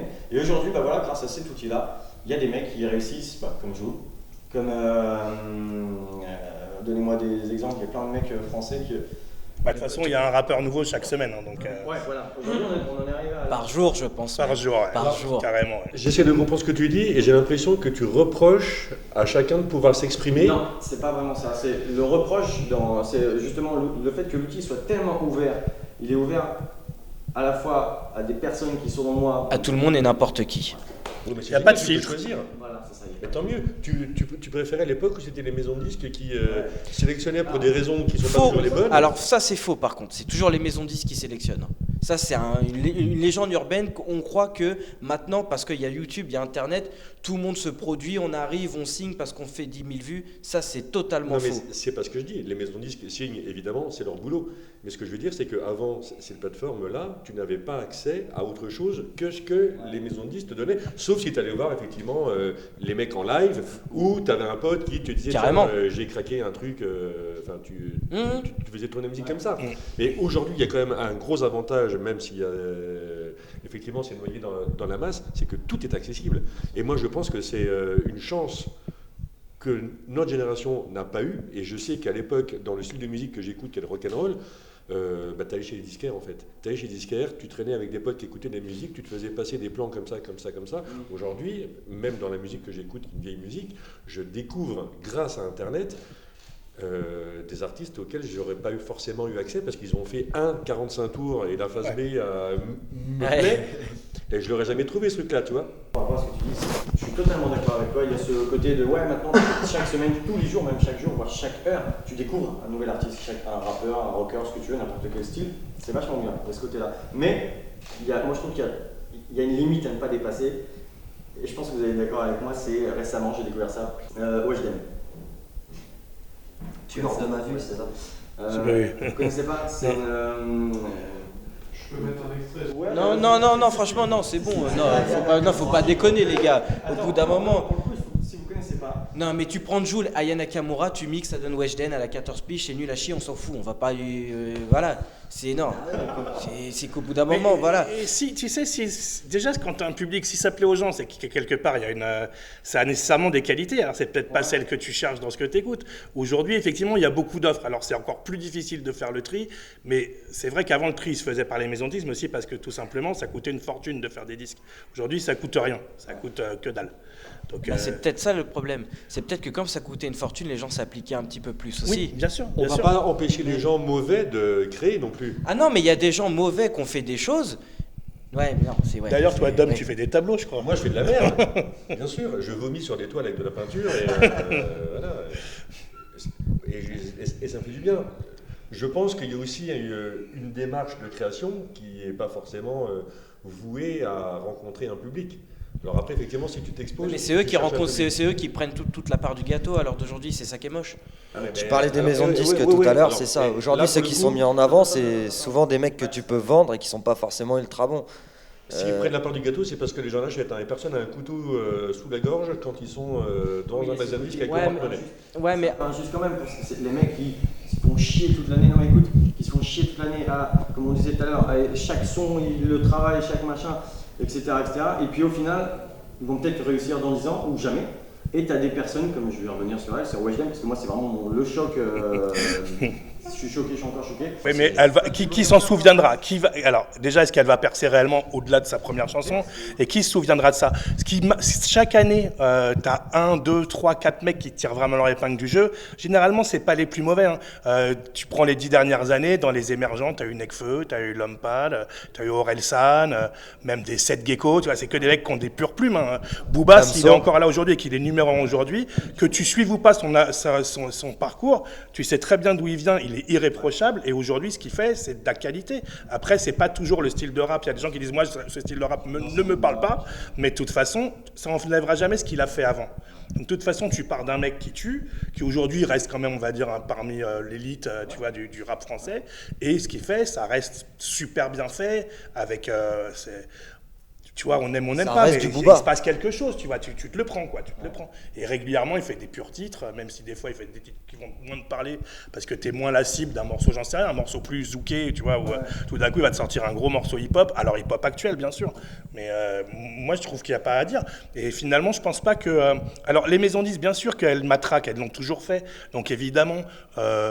quand tous les jours tu entends un titre à la radio, les mouflets ils écoutent, mais finalement les gens qui écoutent Black M, j'ai des enfants, les gens qui écoutent Black M, la plupart ils ont 8 ans, 9 ans, quand tu as 16, 17 piges, tu commences à passer à autre chose, à 20 ans tu n'écoutes pas Black M. Ouais, Big je Flo suis et Oli, tout à fait d'accord avec ce que tu viens de dire, sauf qu'il y a un gros problème, c'est qu'on n'est pas aux États-Unis, c'est pas les radios qui tiennent le game. Ici, c'est les maisons de disques. Et les maisons de disques, elles sont gérées par des gros baltringues. Et eux, ils s'en foutent de l'âge, du sexe que tu as, que tu sois homme, femme, non-binaire ou quoi que ce soit. Eux, ils s'en tartinent le fion. Ce qu'ils veulent, c'est que tu streames. Et streamer maintenant, comme ça ne coûte plus d'argent, tout le monde stream. Donc, les chiffres sont complètement faussés. Et le truc, c'est que, et le truc, c'est que aussi au bout d'un moment, ils viennent te voir. Moi, je suis pas signé, je suis indépendant. J'ai un pote à moi qui produit quelqu'un qui lui est en pourparlers pour être signé chez une succursale de Warner. Le mec est arrivé, il dit bon, sur 2 heures d'entretien, ils ont parlé 6 ou 7 minutes de musique. Après, il dit pourquoi on te signerait toi? Le gars il dit bah écoute, moi je viens de la rue, je rappe machin. Il dit non, je m'en bats les couilles. C'est un gars, un blanc qui lui a dit ça. Il dit des noirs au quartier qui ont vendu de la drogue et puis qui ont connu le racisme et tout ça, j'ai juste à sortir, je vais en bas d'une tour, j'en trouve 120 qui font du rap maintenant. Donc pourquoi je te choisirais toi? Est-ce que tu es prêt à faire un peu de zumba, à faire un peu de machin, un peu de machin? Le gars il a faim, il a une famille à nourrir, ça fait déjà 10 ans qu'il essaye de percer, bah, au bout d'un moment il fait quoi? Bah, il dit bah ok, bah, je vais faire un truc cadencé à la Joule, nul à chier, je vais vendre parce que les gamins ils écoutent, et donc du coup comme les gamins ils streament, et bah c'est là où je trouve que c'est faussé. C'est que certes, à l'époque, c'était plus dur peut-être de se faire entendre, sauf que quand tu y arrivais, tu avais quelque chose, tu avais un produit fini, et nous, en tant que consommateurs, surtout, quand tu allais acheter un CD, si ton CD il était pourri, bon, bah, tu l'écoutais plus, voilà, mais tu allais quand même faire l'effort de l'acheter, tu écoutais la musique, et tu l'achetais pas 2 heures après l'avoir entendu. Et tout ça fait que ça fait un globi-boulga d'une grosse masse qui est un gros nœud qui fait que la musique qui sort, elle sort pour sortir, la musicalité, on s'en fout. Ce qui compte, c'est de faire de l'argent pour apporter de l'argent à des gens qui n'en ont rien à foutre de la musique. Et même les gens qui aiment la musique, ils sont obligés de se travestir pour y arriver. Et c'est ça qui est dommage. Il faut que ce système-là change. Si le système ne change pas, ça marchera pas. Ou on va aller dans une escalade de conneries. Il y a toujours eu de la musique de merde, il y a toujours eu de la musique conne. Il faut arrêter de dire qu'à l'heure d'aujourd'hui, les morceaux qui sortent sont moins conscients qu'avant. Run DMC, tout le monde se paluche sur eux. Ils ont quand même sorti un morceau sur une paire d'Adidas. Ouais. C'est quand même complètement con. Ils n'ont pas touché €1 là-dessus. Ils ont fait de la pub à une marque juste comme ça. Et c'était complètement stupide. Mais ça, à l'époque, ça représentait un faible pourcentage de tout ce qui sortait. Maintenant, c'est le contraire. T'as 90% de gens qui parlent de la rue, des putes, de la drogue. Le reste, on n'en entend pas parler. Ou t'as Kerry James, ou tu vas avoir Medine, des mecs qui sont engagés, mais qui sont tellement engagés, comme je disais tout à l'heure, ça en devient trop même. T'as demi-portion qui est pas si engagée que ça, qui est vachement underground et qui est Après, beaucoup écoutée aussi. je fais pas une généralité non plus, mais la roue, elle s'est inversée. Et c'est ça qui est dommage. Ouais, mais quand tu regardes les chiffres, au final, les artistes qui vendent le plus, c'est pas nécessairement. Enfin, tu vois, par exemple, je prends l'exemple de Nekfeu. Moi, je suis pas un fan de Nekfeu, mais c'est bien écrit, c'est bien produit, c'est bien rappé. Ça parle de plein de sujets et c'est quand même les plus gros cartons. Et tu vois ce que tu disais sur la fabrication des stars, ça a toujours existé. Et par exemple, Motown, ça a été créé pour ça. C'est-à-dire que Berry Gordy a créé la boîte en disant je vais faire comme la chaîne de l'usine à Détroit, je vais prendre des mecs de la street, on va avoir un styliste, un chorégraphe, on va écrire des chansons pour eux, Smokey Robinson écrivait les chansons et tout. on va faire Michael et Jackson. voilà, et on va faire les Temptations. Tu vois, et des fois ça tournait, ils changeaient de leader, machin. C'est ça, ils aiment bien faire ça parce qu'en fait ça reste des businessmen. Mais quand tu tombes sur une pépite, un mec qui a du talent, aujourd'hui, il a quand même, il a des outils pour s'en sortir. Et les mecs qui cartonnent, généralement, c'est des mecs quand même qui ont aussi quelque chose. Mais c'est à 2 vitesses. Et ce que tu disais, c'est tout à fait vrai. C'est horrible, mais ça reste du business. Et c'est aussi parce qu'ils se font des thunes, qu'ils arrivent à défendre des projets. Alors aujourd'hui, moins, parce que le développement, c'est plus difficile. Mais que longtemps, on a réussi à développer des projets. Moi, j'ai fait une carrière dans la musique avec des tout petits chiffres. Et pourtant, ça fait 25 ans que j'en fais. J'ai été en maison de disques en major. Aujourd'hui, je suis en indé. Et j'ai appris plein de choses. Je me suis bien fait enfiler aussi. Tu vois, il y a des moments où j'ai pas gagné d'argent sur mes disques. Aujourd'hui, j'en gagne parce que j'en gagne peu, mais je suis en indépendant. Tu vois, c'est moi qui fais mes trucs, c'est ma femme qui produit les albums. On est à la maison, on fait les envois. C'est cool, mais je trouve qu'il y a un moment aussi où passer par cette case de maison de disques, ça peut t'apprendre des choses, ça peut t'apprendre le business. Et au final, moi, je trouve que dans la variété de rap qu'on a aujourd'hui, en tout cas même en France, il y a quand même des trucs bien, quoi. Tu vois, il n'y a pas à dire. Et même à haut niveau, il y a des trucs quand même qui déchirent. Ou même, voilà, moi, même, après, les enfants, ils écoutent Big Flo Oli, tu vois. Moi, c'est pas mon délire. Mais pour les, tu vois, pour les petits, c'est chambé, quoi. Tu vois, ça rappe, ça kick, c'est marrant. Après, moi, en tant qu'adulte, j'écoute d'autres trucs, mais par contre, voilà, moi j'aime bien écouter Booba, j'aime bien écouter... Il y a des trucs qui... Moi, ce qui me gêne le plus dans ce que tu disais tout à l'heure, c'est quand ces artistes street, que finalement c'est eux qui sont un peu en marche, qui sont dans une niche, cette niche street, sauf qu'elle touche beaucoup de monde. Mais quand je vois des gamines de 10 ans qui chantent du Niska, là, clairement, c'est pas bien, tu vois. Il y a des trucs, tu vois, quand il dit le mec, en plus, on est quand même en ce moment à faire attention aux gens et à la, tu vois, aux gens, au sexe, aux communautés, c'est super important. Le monde essaye de changer. Et t'as un mec qui est numéro 1 qui dit quand même, je fais repérage de femmes sur les réseaux, tu vois. Et ça choque personne. Bien sûr. Mais c'est ce qu'on leur demande, hein. C'est ce qu'on leur demande de dire. Ouais, d'être mais le plus pas... sale possible. Ouais, et mais là, ça tu vois, va vendre. carrément, c'est presque prédateur sexuel. Je suis d'accord avec toi. Je fais repérage de femmes sur les réseaux. Moi, je pouloulou. Mais il a Les pire gens que qui ça. ont pouloulou. Il a pire Tu que vois, ça. Les enfants chantent ça, tu fais non, attends, mec, ça va arrêter. Voilà, bon, c'est comme ça. Et après, il en faut pour tous les goûts, mais il y avait des cas, tu vois, par exemple, Jul, à un moment, tu avais l'émergence de Jul et de PNL. Jul, finalement, c'est de la musique à la chaîne. PNL, c'est de la musique qui est artistiquement défendable, c'est-à-dire que il y a un univers, il y a un style. Après, il y a même une façon de faire dans les harmonies et tout. Il y a une musicalité qui est recherchée. Après, t'aimes ou t'aimes pas, t'adhères ou t'adhères pas. Je viens de voir leur concert sur Netflix, c'est catastrophique. Hein. On est d'accord. Mais par contre, moi, la première fois que j'ai écouté PNL, j'écoutais au casque et je faisais putain, techniquement, il y a des trucs qui sont super bossés, qui sont super balèzes. Donc, dans cette variété énorme de rap, je pense que chacun quand même peut trouver aujourd'hui son compte dans cette culture qui est devenue tellement immense. Et moi, je suis ravi d'entendre Mika la défendre comme il est en train de la défendre, avec du cœur, de la passion et tout. Et ça prouve à quel point, tu vois, ça continue à nous toucher, à quel point on a envie de défendre aussi notre vision chacun du hip-hop. Moi, j'ai défendu la mienne pendant des années, qui est justement une vision hyper décalée. J'ai bossé avec Fatal Bazooka, j'ai écrit pour plein d'autres artistes, etc. Moi, je fais le rap qui me ressemble parce qu'on m'a tout simplement appris que le principe de cette culture, c'était de représenter pour ceux que tu es et pour les gens qui sont autour de toi. Donc moi, j'ai parlé de ma génération, de tuffeurs à Paris, skateurs, taggers, on déconnait, on picolait, on fumait, on faisait des cons, on sortait tous les soirs. Et j'ai eu mon public qui était les mêmes mecs que moi.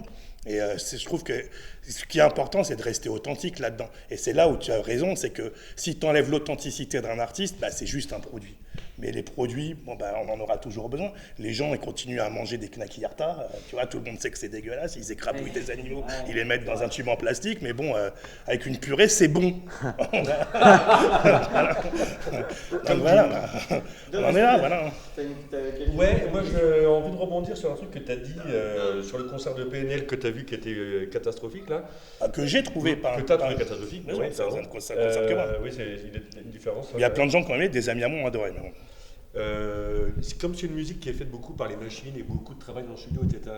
J'imagine que ça va pas être toujours évident de la faire en live, cette musique. Pas du tout, je pense pas. C'est pour ça que t'as pas la même chose en live qu'en studio. Mais pour moi, c'est comme ça avec toute la musique. Mais après, avec le rap auto-tuné, des effets de ouf, c'est sûr, ça peut pas vraiment marcher en live. Mais quand tu le vois en vrai, pour le coup, tu parles de PNL, ce concert-là, je suis allé le voir à Bercy avec ma compagne. Et bon, j'ai pas tout aimé, hein. Mais c'était quand même la folie. Les gens étaient tous en furie. Bien sûr. Voilà, à un moment, il dit « Ouais, je vais prendre un selfie avec un téléphone. » T'as 100 téléphones qui ont été jetés sur la scène. Les gens chantent toutes les paroles. C'est un truc à vivre quand même. Par contre, tu le vois sur Netflix, c'est pas pareil. Non, mais c'est une messe. Ah, donc t'es d'accord et à la fois. C'est une messe. Voilà, non mais... Et puis la musique, elle est jetable aujourd'hui. Il y en a, ils vont faire des sons pour faire des sons. Et si ça marche pas, ils s'en foutent. Le prochain, il marchera peut-être. À l'image de Jul. Mais Jul, il fait aussi beaucoup d'albums gratuits. Et ça, c'est honorable. C'est que le mec, il a sorti je sais pas combien d'albums, il a plus d'1 million de ventes. Bah, si Tu peux ne pas aimer sa musique, mais tu peux pas enlever son travail. Je crois qu'ils vendent c'est celui qui vend le plus. Ouais, ça fait partie des gens qui vendent le plus. Ok, il fait ses paroles et ses musiques et c'est tout en indé, donc c'est clairement le mec qui doit vivre le mieux du rap en Voilà. France aujourd'hui. Mais qu'il y a une petite dernière réaction, puis on va finir la troisième partie. Bah, je sais pas, sur PNL par exemple. Ouais, Bah non, bah c'est oui, bah avec tout ce qu'il vient de dire, je peux rien dire parce qu'il a raison. Mais je suis désolé, ça, je vais pas faire le boomer à dire que ça me fait mal à mon rap, machin. Pas le temps pour ces conneries. Mais il faut arrêter, quoi. Au bout d'un moment, putain, le mec, tu fais du rap, tu dis 2 mots à la minute. Mais rentre chez toi. Enfin, PNL, au bout d'un moment, moi, ce qui m'énerve, au-delà de PNL, parce que j'ai rien contre eux, il y a un gâteau, il est pour tout le monde. Moi, c'est les fans de PNL qui ils me dégoûtent. Parce que les mecs viennent te dire, non mais c'est de la merde, hein. Franchement c'est vraiment pourri. Les mecs ils ont acheté leurs streams pour se faire se connaître et tout machin. De toute façon ils s'en foutent du game, machin. Mais tu aimes bien. Ouais, parce que tu vois les mecs, franchement, ça m'arrive, ça m'arrive plein. Je connais des mecs de quartiers, des quartiers très très chauds. Les mecs me disent, non mais c'est des businessmen, il faut les soutenir. Je dis ouais mais la musique là-dedans. Et eux-mêmes me disent, ouais la musique on s'en bat les couilles. C'est bon les mecs, tu vois, ils avaient de l'argent, ils ont resté à faire leur truc et tout. Et donc toi tu écoutes, ouais, tu aimes, non, mais j'écoute quand même. Et à partir de là, moi je suis largué. Moi je fais de la musique parce que j'aime la musique. Je fais pas de la musique pour montrer ma gueule ou pour faire je sais pas quoi. Si tu pouvais investir dans des putains de clips, des putains de prods, des putains de studios, tu le ferais Mika. Eux c'est ce qu'ils ont fait, tu peux pas leur reprocher. Et je pense que c'est juste ça. Et je vois pas le rapport. Et c'est eux qui se sont créés en tant que ce produit-là. C'est personne qui a dit c'est eux qui décident de pas faire d'interview. C'est un beau produit, c'est ils un font bon un Planète produit, Rap, c'est un ils sont bon même pas là produit les qui mecs. marche. C'est un bon Donc, produit qui marche. Mais de là à venir me dire que c'est de la musique, oui c'est de la musique. À partir du moment où ça sonne, où il y a des fréquences, des tonalités, tout ce que tu veux, c'est de la musique. Mais le problème c'est qu'à cause de tout ça, c'est ce que je dis, c'est là où le truc il est biaisé. C'est qu'au final, maintenant, on écoute des produits, on n'écoute plus de la musique. Et je vais juste rebondir sur ce que tu as dit tout à l'heure. C'est vrai ce que tu as dit. Le fait d'aller à un concert, tu as l'ambiance, tu as tout ça qui fait que machin. Il y a quand même une époque où les mecs, quand ils sortaient un album, ils te le sortaient l'album live aussi. Parce que l'album live était tellement bossé, il était tellement différent que tu avais la même musique supérieure, différente. Et ça pour moi, c'est ça faire de la musique. C'est quand tu fais de la musique, tout simplement. Et là, il n'y a pas question de hip-hop ou de quoi que ce soit. Hein. C'est comme si, tu vois, c'est un peu con, mais demain, un concert de valse fait à l'ordinateur, je suis désolé, t'as beau avoir des plugins à 3500 €, ça ne remplacera jamais l'artiste, le stress qu'il va avoir, l'émotion qu'il peut mettre dans son instrument, ça sera jamais pareil. Après, le hip-hop, moi je te rejoins, tu sais, on doit aimer la même musique, hein, mais je trouve qu'il y a ce truc important d'apporter aussi sa pierre à l'édifice. Alors après, c'est effectivement, est-ce que c'est pas pervertir? Si tu mets effectivement, t'es en train de faire une bonne soupe, tu rajoutes un truc dégueulasse dedans, bon bah c'est clair que la soupe elle est dégueulasse. Mais ils ont apporté un truc, tu vois. Je suis tout à fait d'accord. Il y a un avant et un après. Et alors après, voilà, est-ce que c'était une bonne chose? Ça, par contre, ça peut être discuté. C'est comme le crunk. Tout le monde crachait sur le crunk quand c'est arrivé. C'est quoi le crunk, pardon? C'est la musique du Sud, c'était Lil Jon, du rap hyper en fait, c'est des mecs qui festif, un peu criaient, électronique. C'est des mecs qui criaient sur la musique électronique, c'était le trap avant le trap en fait. Et c'est vrai que pour le coup, tout le monde dit que je suis fermé, mais quand le crunk s'est arrivé, j'ai plutôt bien aimé. J'ai dit ouais mais les gars, la musique ça se renouvelle tout le temps. Et même si ça c'est pas terrible, mais il y a un mec qui un jour va sortir un truc de ça et on va avancer. Donc c'est bien, il faut que ces choses-là se passent, il faut qu'il y ait de la bonne musique, qu'il y ait des mecs qui tentent des trucs, qui des fois ça marche pas, c'est tout pourri, mais ça permet de faire avancer les choses. Mais le problème c'est que quand l'industrie s'en mêle, ça biaise le truc et il y a des artistes, et je parle pas de moi parce que je me considère pas comme un putain d'artiste, mais il y a des putains de gars que je vois sur internet qui méritent de sortir et qui peuvent pas sortir. Et on serait peut-être dans une autre époque, bon avec Desi c'est facile, hein, mais si on était dans une autre époque, ces mecs-là marcheraient, c'est sûr et certain. Et PNL, ils seraient loin chez eux, dans le quartier, avant de leur barrette de shit, et ils nous feraient pas chier. Moi, je vais te dire un truc. Aujourd'hui, t'as plus... Ouais, vas-y, t'inquiète. Aujourd'hui, t'as plus besoin d'être produit par les maisons de disques, je pense, pour être écouté. Avec les réseaux sociaux, bon, il y avait eu Facebook il y a 10 ans. Maintenant, avec Instagram... T'as pas connu MySpace, toi? Non, j'étais un peu jeune, mais mon frère était sur MySpace et il avait son sound system où il mettait l'heure de plate, il faisait des connexions avec plein d'artistes. Mais bah, je trouve aujourd'hui c'est pareil, mais c'est encore mieux. Parce qu'aujourd'hui tu peux atteindre beaucoup plus de monde. T'en as, ils sont pas connus, des artistes rap qui sont pas connus, mais le mec il a 60 000 abonnés sur Instagram et ça lui suffit pour générer assez de streams ou assez de revenus pour pouvoir réinvestir dans sa musique, refaire des trucs. Et ça, c'est tout à leur honneur. Après, oui, aujourd'hui, les mecs qui sont mis en avant, c'est peut-être pas les meilleurs, mais c'est ce que les gens demandent. Et comme disait Gérard, le public, il est vachement large aujourd'hui. Tu peux avoir des gars de 5 ans qui vont écouter de PNL, malheureusement, jusqu'à des darons de 45-50 ans. Donc, il faut satisfaire tout le public, c'est ça le truc. Et c'est ça le truc de maison de disque. Merci Max, on va finir la troisième partie du coup, d'ailleurs avec un leçon que tu as choisi, qui est Lunatic, le crime paye. Classique. Voici le métis, café crème, l'MC, cappuccino, criminel au MIC. Si t'es pas de chez nous, c'est nique le taf, le bis, fait briller les cheese. Les pauvres claquent, mon style craque, reflète une zac. Dans mon quartier, les frères ont le même emploi. Seul le grippé, la nuit, il se déploie. Mais qu'est-ce que tu croyais? Qu'on allait rester là, se laisser noyer. Voyons, ici chacun avance selon ses moyens. Une grosse capuce recouvre ma tête grillée. Pour 2 ou 3 billets, le chrome je fais briller. Danger. Le lunatique fils tire les déguises. T'as pas besoin de dessin, pas besoin d'une putain d'esquisse. Frappeuse, les mets à poil comme on garde à vue. Enlève tes lacets, Tes chaussures, ton jean, ton pull, ton bracelet. Le bis fait tomber les liasses, quelle que soit la saison. Souvent la prison, au bout du tunnel, mais le réseau s'élargit de jour en jour de nouveaux venus.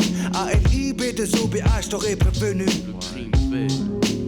Le crime paie. Seul le crime paie, aucun remords pour mes péchés. Tu me connais, je suis assez bestial pour de la monnaie. Ne manque manier la scie pour des billets. Si t'entendais, seul le crime paie, aucun remords pour mes péchés. Tu me connais, je suis assez bestial pour de la monnaie. Ne manque manier la scie pour des billets. Si t'entendais, seul le crime paie. Si t'as pas de vice, repose en paix. Je suis hors la loi, devant elle, je veux pas ramper. Je m'introduis la nuit quand les gens sont endormis. Le code de la rue est rude, pas besoin de permis. Parle plus d'école, je sais que les refrains déconnent. Préfère fumer de l'herbe et emmerder la BRB. Braquer un petit con avec un 3, 5, 7 python. Puisqu'on est jeune, profitons, puis ton gun devient une poule, un vice roulant. Et yo yo yo, dis-moi fils, paraît que tu roules en Merco, les narcotiques payent gros en cash flow. P2OPH6, un fat flow. J'ai déterré la hache, Enterrer la colombe, regarde le bis de hache. de Boulogne jusqu'à Colombe. Je suis trop pourri, quand je rentre ça sent le moisi. On reconnaît mon haleine de fleurie jusqu'à Noisy. J'ai choisi mon chemin, non je crois que c'est mon destin. Et si tu as un problème, je te plante dans l'intestin. C'est le festin. T'es de lunatique, Tu veux en tester un, si tu en tues un, protège ton dos. il en reste un. Le crime paie, aucun remords pour mes péchés. Tu me connais, je suis assez bestial pour de la monnaie. Ne manque manier la scie pour des billets. Si t'entendais, seul le crime paie, aucun remords pour mes péchés. Tu me connais, je suis assez spécial pour de la monnaie. Ne manque manier la scie pour des billets. Si t'entendais, seul le crime paie. Si t'es pas de chez nous, t'as rien appris. Les vrais refrains savent bien comment l'argent se fait. Décidé, À miser, tout dans le pisé, passer au-dessus des lois et ça sans visa. Vise la dégaine de ceux qui ont traîné leur semaine plus d'une fois sur le bitume. Tout comme le veut la coutume de ceux qui n'ont rien. Tu sais, le crime paie, protège tes seufs, chef, tes fesses et les méfaits ne cessent. Regarde ce qu'on F, un leur dit sort une savonnette et les yan bavent. Honnêtement, les négros savent comment faire de l'argent bêtement. Easy, du cash à la sugar hill, easy. Mon rap, un poème sans poésie. Et puis quoi, ça fait quoi? Dis-moi toi qui sais tout. Si tu kiffes pas Renoir, t'écoutes pas et puis c'est tout. Seul le crime paie dans les villes du 9 Zedou. Face à face que des regards froids, y a pas de yeux doux. Protège ton dos, les couteaux sont aiguisés. Les frères déguisés pour des thunes peuvent te briser. Comment mépriser l'argent quand tu n'en as pas? Le crime est un piège, mon Dieu, j'ai mordu la part.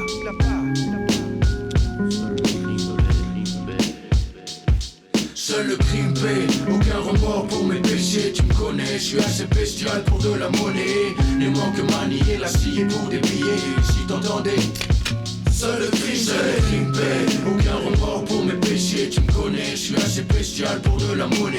Ne manque manier la scie pour des billets. Si t'entendais, seul le crime paie, aucun remords pour mes péchés. Tu me connais, je suis assez spécial pour de la monnaie. Ne manque manier la scie pour des billets. Si t'entendais, seul le crime paie, aucun remords pour mes péchés. Tu me connais, je suis assez spécial pour de la monnaie. Ne manque manier la scie pour des billets. Si t'entendais, seul le crime paie. On va finir l'émission avec la dernière partie, qui est donc l'instant promo.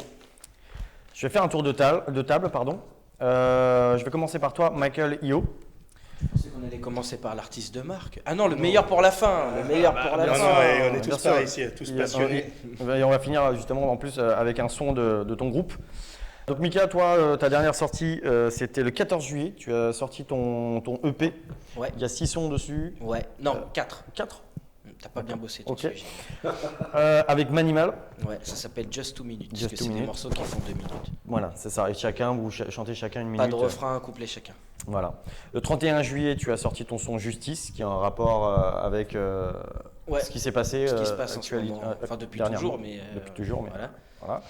Et le 28 août, tu sors donc avec Mac ton morceau Radar. Radar. Et enfin, le 23 septembre, date importante pour toi, Ouais. tu sors ton album Ouais. En physique et en digital. qui s'appelle Otherwise. Otherwise. Et ouais, donc. Alors, on peut trouver tes sons sur toutes les plateformes, Spotify. Spotify, ouais, surtout, sur les 200, à peu près les 200 plateformes qui existent, tu peux trouver mes sons. Facilement. Michael I.O. avec le C'est nom. ça, d'accord. E-O. Et ça. d'ailleurs, sur ma chaîne YouTube, donc Michael Io, tout Ouais. bêtement, il y a déjà les premiers singles qui sont sortis Ouais. de mon album. On peut qui déjà sort. tout retrouver. Ouais, je crois qu'il y a déjà 8 morceaux de sortie. C'est un album de 14. D'accord. Donc avec des clips qu'on a fait un petit peu partout. Il y a des clips à Miami, à New York, à Brooklyn, en Martinique, en France, enfin un petit peu partout. Partout, ouais. Donc voilà. Merci Michael, pardon.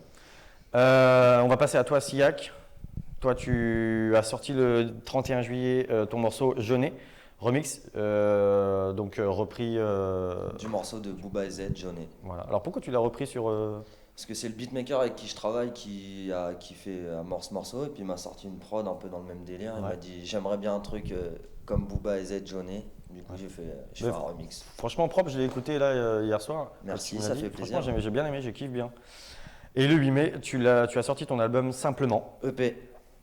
Putain, EP 8 titres. 8 simplement. Et tu as clippé aussi un peu, on peut retrouver. Ouais, j'ai un clip. Ma route, Ouais. dispo partout, sur toutes les sur plateformes et sur toutes les YouTube. plateformes aussi. Ouais. D'accord.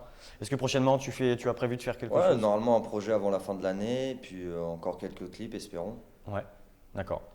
De toute façon, toutes les dates que tu vas sortir, ça sera tout sur ton Insta, Facebook, Tout tout ça. sur Instagram, Tout sera, Facebook, d'accord. réseaux sociaux. Donc voilà. Loulou. Ensuite, on va passer à toi, Adam. Tu es en train de créer un festival de musique pop rock et jeunesse, Pop rock électro jeunesse. Ouais. électro. Tu peux Mais- m'en parler? Oui, je peux t'en parler, mais j'ai fait un truc j'ai fait de la musique moi, dans le confinement moi, en fait. Je Ouais. vais t'en parler. Ouais. J'ai monté un projet qui s'appelle The Rescousse. Si, j'avais vu. Le but du jeu, c'était de faire un cadavre récit musical. Ouais. Donc de proposer à un artiste musicien de commencer un morceau de musique, de le passer à un de ses potes musiciens pour compléter, C'était cool. Ouais. et ainsi de suite jusqu'à en faire un morceau. Et on a sorti 10 titres comme ça. Et on peut les retrouver aussi. On peut les retrouver sur YouTube. Facebook, YouTube, Insta, Bandcamp même. Il y a Ça s'appelle comment du coup le nom? The Rescousse. En plus, c'est pas un projet qui est un peu humanitaire ou- Alors c'est un but, tout à fait, c'est un but humanitaire puisque tous les bénéfices sont reversés à la Fondation des hôpitaux de France pour le soutien du personnel hospitalier Ouais. et les gens isolés dans les hôpitaux, les Ouais. enfants et les personnes âgées. Ce mec a du cœur.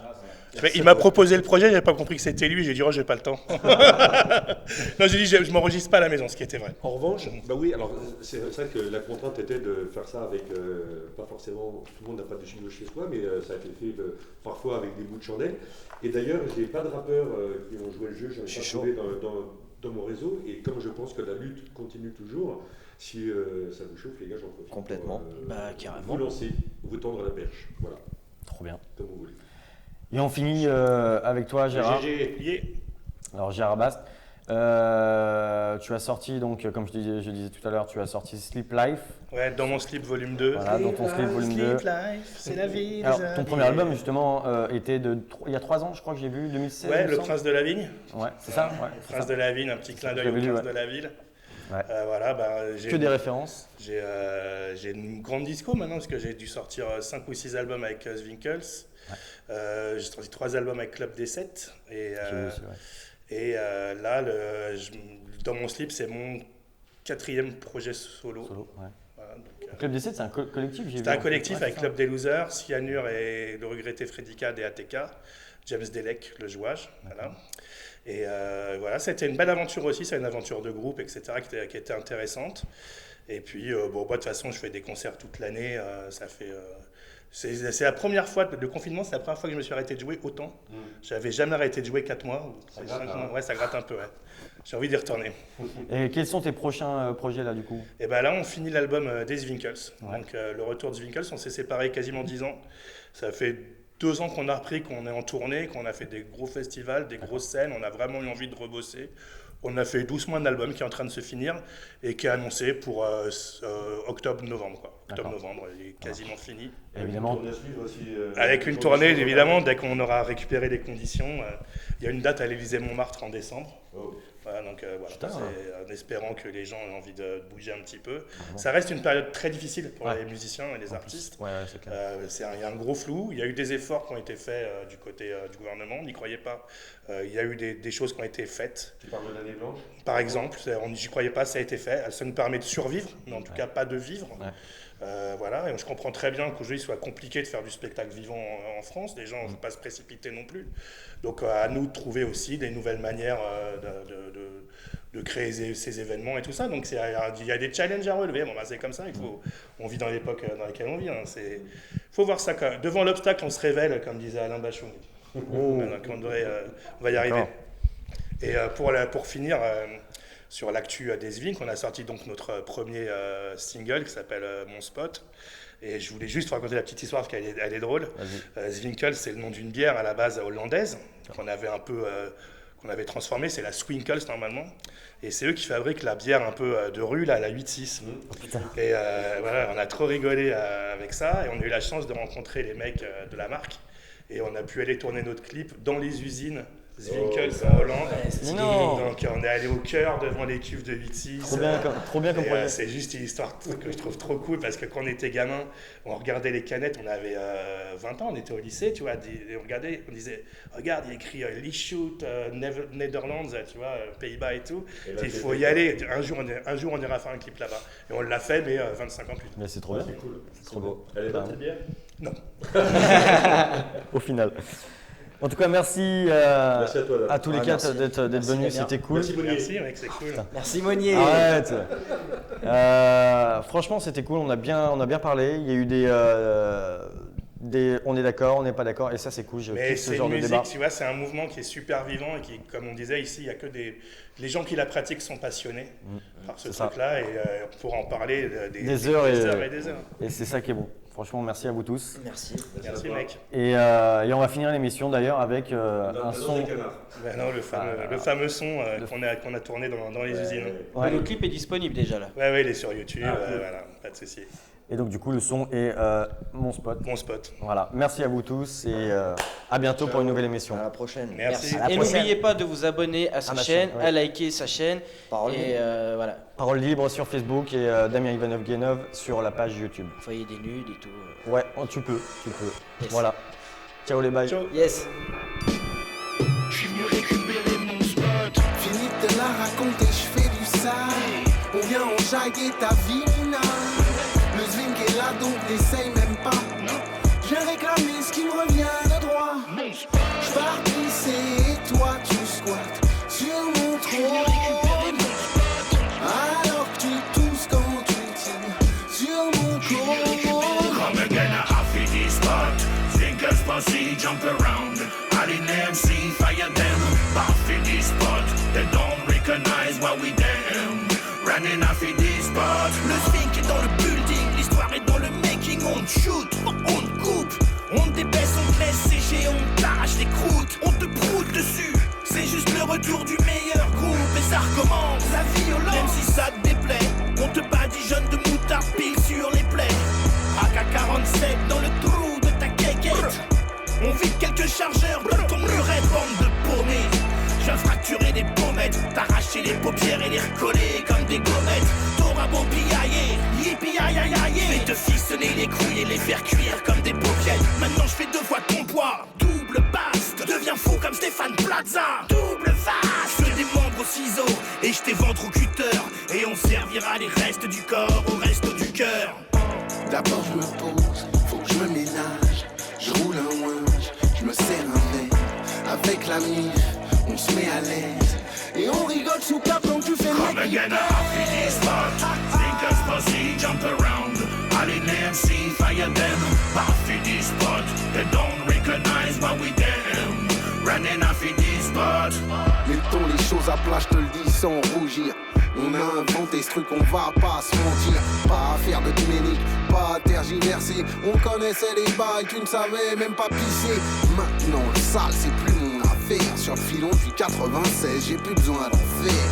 Listen kid, avant de me les gonfler, paye ta dîme au dieu de la zik et de la fonte. Je reviens sur mon territoire comme un chien qui renifle. Maintenant c'est moi qui pisse et qui te siffle ton pif. On va remettre l'église au centre du bled. Le facteur sur le vélo, reprendre tous les fondamentaux. Même s'il y a rien de nouveau à l'apéro, pinot noir posé sur le piano, je prépare des nouveaux standards. Un bourguignon parigot en pleine tournée des popotes, à fouiner les meilleurs des terroirs comme un vrai des spots. Je suis pas venu récupérer des votes putes. Trop de punaises sur la carte pour la tournée des potes. Une bonne Corrèze, Côte-Nord, au café du port. Body surf à BTZ, sardine au vieux port. Voilà pourquoi le baron n'est plus rue du Faubourg chez Jeannette. Les voisins dorment enfin mais tout le quartier s'inquiète. Et Max, faut qu'on les réveille, rallume les loupiottes. Fin de la récré, je suis venu récupérer mon spot. Thinkers pussy jump around. I didn't MC fire them. Buffy this spot. They don't recognize what we them. Running off in this spot. Fini de te la raconter, je fais du sale. On vient enjailler ta vie, Mina. Le swing est là donc n'essaye même pas. Je viens réclamer ce qui me revient de droit. Je pars pisser et toi tu squattes sur mon trône. Alors que tu tousses quand tu tires sur mon cône. I want my spot back. I want my spot back. I want my spot back. I want my spot back.